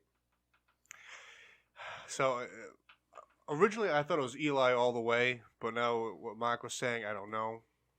I just don't know if the Russell Wilson really make a huge splash right off I the bat. don't think he did,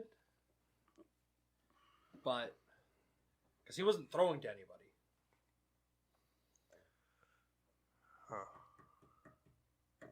Fantasy football's not nice to me this year. All right, that's what do you think? I think RG3. Oh, you know it's RG3, right? That's what I said. It sounds like RJ3. That's not what I'm saying. I don't, but I'll acquiesce if everybody else wants to say it. I don't. I just feel like he's a more traditional passer. I thought he got more of his yards on the ground. You guys got this, man. Give us another freebie hit. Nope. Well, what I mean by that is I don't think it was RG3 because I think it was more of a standard. Yeah. Have we said I Matt? want a freebie hint. You guys are like negating an obvious like elimination tactic that you've already used. Like, shouldn't say use. Like you've made an elimination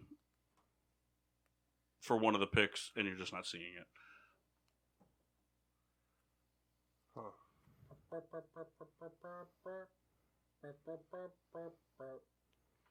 All right, it's good radio. Who did we miss? who did we see? I don't care. Carson Palmer? Carson Palmer. Carson Palmer. Number 10. Hey! He was the only AFC quarterback left on the list. You guys had named all the players. When you said Joe Flacco, you eliminated him. And I'm like, there's only one AFC guy left. You guys aren't saying him. All right, so Freeman, Wilson, or Manning? No, I might have been biting myself in the ass. He was still a Bengal at that point, right? Who? Palmer? I thought he was a Raider. I think Either way, though, like he wasn't a Cardinal at that point. I don't think so. Right, that's what I'm saying. He was either a Bengal or a Raider. 13, I believe. Cardinal starting at 13, I believe. He was either a Bengal or a Raider at that point, Yeah. right? Yeah, that's what I thought. Okay, I'm just like you guys are 99.9% sure this is the only AFC guy left. All last one, RG3, guys. Last one. Yep. No. Last one. Who do you think it is? I said it's either Wilson, Manning, or Freeman. It's one of the three. I will say anything but Freeman. I'm honestly kind of leaning towards it because Paul said it gets weirder the further down you go. Yeah, that's at 11. Oh, that's true. All right. Arizona starting in 2013, he was. Here's the thing. All right, everybody. Said one mass, and then they've all been on the list. Everyone just say a name, and we'll go from there. Kendall, say a name. Who do you think it is? Eli Manning. Kyle. Robert Griffin III. Massey. Russell Wilson. Mock. Wait, have you guys all said different people? Yeah. Cool. This is gonna. Mock? I know. Hold on. It's not Josh Freeman. Just say them. We've all said different people. Well, no, because then you guys still hadn't voted on anybody. Yeah. There's the other thing too. So you guys still have to vote on somebody, or I vote for you. So is this to narrow down the vote? Well, yes. Like if you vote for somebody that's already been said, that's the vote because they can't decide. All right, then I'm going to put Freeman's name out there. I want the votes. You want? I'm betting on Massey. Why? So you're going with Because Wilson? Every time I've said you were no. I'm saying Freeman, so we all have to vote again. Hold on. Why mock? I voted against Massey on every pick, and he's been right every time. Okay, so let's start the voting over. Souls? Robert Griffin. Okay. Kendall? What did you say? Freeman? I said Wilson. He said Wilson. Mock said Freeman for me. All right.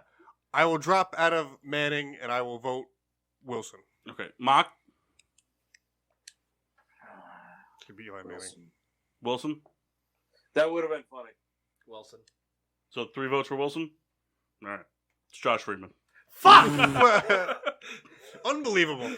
Josh Freeman that year threw for 4,065 yards. I fucking told you, Kyle. There was only one person on the list, number 11. He also threw for 4,000 yards. I fucking told All you. right, hold on, because we have a few minutes. So there's one guy. So Drew Brees threw for 5,000. The other 9 that were mentioned were all threw for 4,000 plus. Number 11 is the only other player that threw for 4,000 plus. His name has not been mentioned at all yet. If you guys can come together as a collective and guess him, I will give you the win on this, and you will each walk away with 3 GSWD points. Shop. Yeah, that's exactly who I was thinking. Matt Schaub? Yeah. 3 votes for Schaub. Kendall, say yes. Mark, any opposition? I mean, do we need... I mean, I don't like Matt Schaub at all, but he had that one stupid blow up year. I mean, are we overlooking anybody else that's obvious? Mike Vick. No. Do you guys want me to give you a list of all the names that are on this list that you haven't said? Sure. Cam Newton. In no specific order. We got Matt Schwab, Sam Bradford, Cam Newton, Ryan Fitzpatrick, Brandon Whedon, Ryan Tannehill, and Christian Ponder. This is the top 25. Who the fuck was Ponder playing for? Cardinals? Is he a Cardinal then? Was he a Cardinal? Was he in He's Minnesota? probably still a Viking. Maybe. They had 2 guys throw for that many yards? Maybe. I'm saying Schwab. I'm going Shop. That was his blow up year. It just sticks out to me. What do you mean? He threw more pick sixes that year than any other year? No. That was the following year after he blew up. This game is over, Kyle. I fucking hope so, because it's already been a fucking bullshit. He was still a Viking at that time, by the way. So the Vikings just had Ponder and Freeman just back and forth going on? No, Freeman was a Buck. Freeman was probably a Buck. Or got traded. Okay. I thought we said he was a Viking. I'm about to get real mad. Could you imagine they had a top 10 passer and then another top 25? And missed the playoffs. And both considered terrible Bucks. All right, are we rolling with Schaub? We're getting funky with it? Yeah, I think so. I'm going Shabby. And the correct answer is Andre Johnson. with 4,008 yards.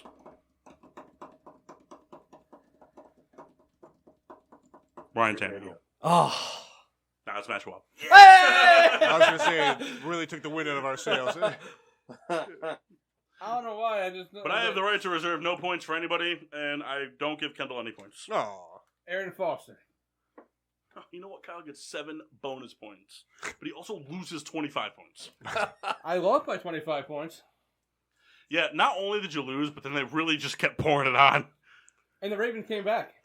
It was just like, hey, you know how you just lost? We're going to go ahead and we're going to give everybody else like 35 more points. Come on, blink and ship, you fucking ass. I'm trying to understand what they're doing. Are they trying to sneak out some more yards? How do I feel like this is just going to end badly? Because it's the Colts. Well, I think the Ravens iced them. Because the Ravens had 2 timeouts. No, well, I might be a little ahead. Yeah, don't say anything. It's just kind of he rolls out for like a 35-yard run, and then fumbles the ball. Were they going to a different hash? No, he just like kicks it. Not kicks it. He gets it in the middle. Yeah, he's going for a different hash mark. That's all. I swear to God. That's what. He did that because if I'm saying, but if the play dies in between the hash marks, you get to pick which hash you want to go from. If this piece of shit misses another kick, he only missed 1 kick. If this piece of shit misses a kick, he missed it. He missed it just from Mock's laugh. He missed it. He wasn't even close. Wait till you see it. Man. I really hate that he's ahead and just did that. Yeah. If this was the Giants game and we did that to him, he'd be pissed. You know, to be fair, in To a be matter of fair. a few seconds, I forgot I was ahead. I just looked up. It's I mean, it's like one of us kicked it. Let's see. I can't wait to see this. This is great radio, guys. It was such a genuine laugh. I feel like he didn't fake it. Yeah, that had to But- be. It has to be a pretty bad miss. Let's see. Come on, just fucking kick it. Cut him. I mean, Well, I mean, he missed by like a half a foot. yeah, no, I was I expecting. mean, it just went right outside the post and then curved. It was pretty wide right. No, it wasn't. We just watched the kick. It went right past the post and then curved out. I get the feeling he's not playing with his Legos tonight. Yeah, damn right it's Let's your see. fault. All right, let's see it from this angle real You quick. nerd. Oh, the angle we saw didn't look like it really missed No, that. it really bad. didn't. That still doesn't look like it missed it by that No. much. Mock made it seem like he fucking kicked it into like the fucking bench. I know. Well, Yeah. fitting for this week of kickers. Yeah.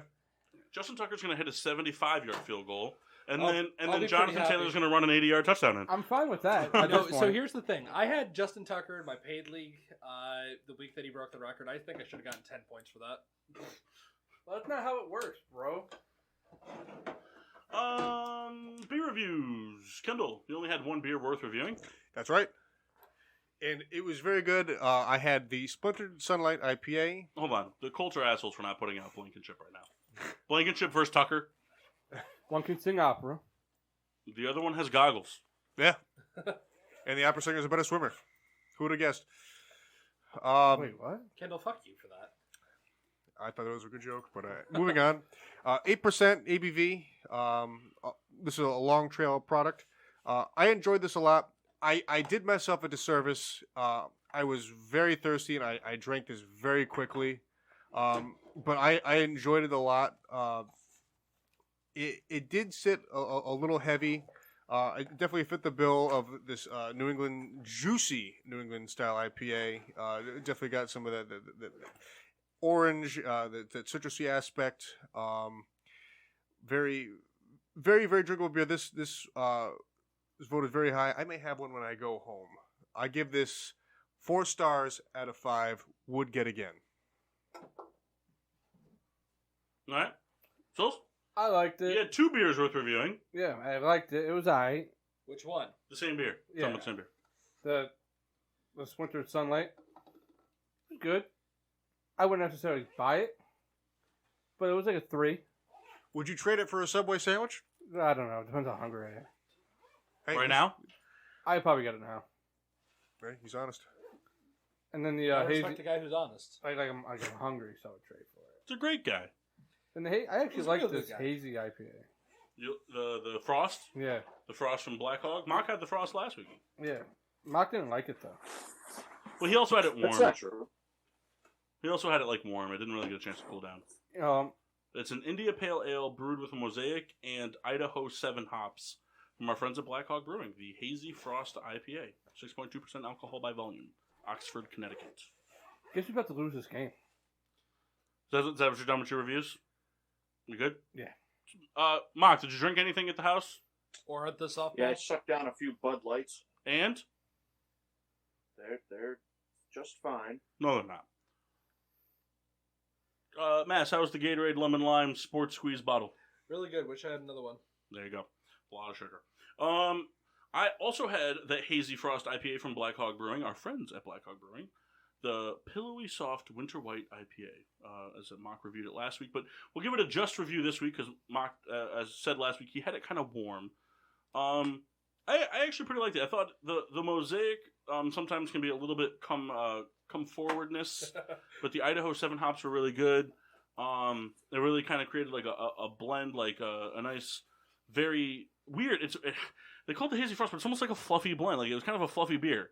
Like like the foam was perfect. Every sip kind of like, I don't know, like kind of like melted down in your mouth type of deal. It was really good. I liked it a lot. I would give it 4.1 out of 5. And then I started off the show and finished the show with a New England Brewing Company Shits and Giggles German style fest beer. The 5.6% alcohol by volume lager with Augustus Gloop on the logo. It started off warm, and that was my mistake because I'm glad I had it cold because I don't really like German like lager style beers when they're warm. They just have like a real taste. When they're warm, they taste like the best that Heineken can taste like, which is just terrible.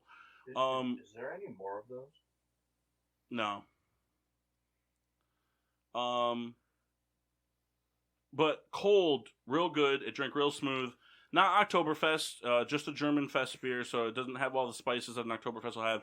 But it finished out real smooth. It was very delicious. Very marzipan flavored. Wow. Like that? Yeah. Like that? Broke out the marzipan. 3.8 out of 5. Like it a lot. Master's got a Duvel sitting here that he didn't open. Yeah, who brought this out? You didn't put it in the cooler.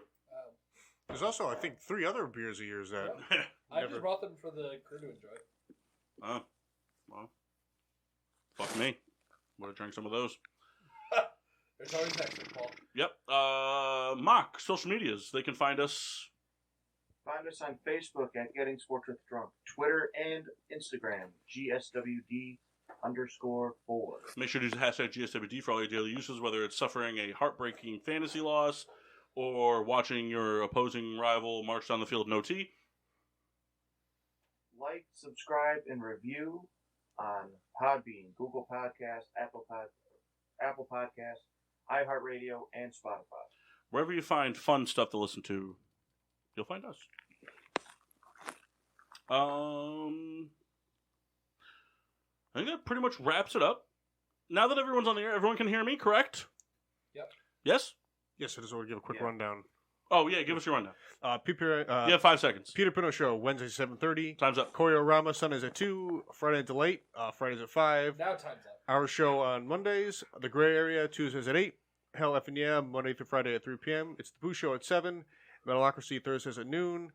Every Saturday is a live concert series at noon. Friday nights are the stand-up show. And every other Saturday is Mixtape Saturday. This coming Saturday will be a mixtape, so stay tuned for that lineup as well. Beautiful. PPRN Radio Network. Great shit all the time. Sometimes we're on even when we're off. There's something that the ad says. Yeah. So everyone can hear me, yes, before we sign off, correct? Yep. Souls, can you hear me? Give me a thumbs up. Massey, can you hear me? Thumbs up. Kendall, thumbs up. Mock, say thumbs up if you can hear me. Yep, thumbs up. All right. Prize task for next week. You guys can display it. I know that we'll have probably 3 people via webcam next week. Because we're going to be switching to kind of like a on and off call-in format. 3 or 4, actually probably all 4 of us will be zooming in. But you can have it present with you when you sign on, because I will call for it at a random time. Prize task, though, the top prize can get 5 GSWD points, but you can still get a GSWD point even if it's not that good. The judgments are mine and mine alone. Best thing you can put in your pocket. All right. All right? Best thing you can put in your pocket. Everyone understand? Understood. Can I get a little bit more clarification on that? Best thing you can put in your pocket. All the information you need is in the task. Whose pocket? So, until then, I'm your hostess, Cupcake the Riddler. I'm Mark. Sheen Washable. Yeah. Franklin. The Master Chris Massey. And the Rat of a Red Baron. Meow. Here.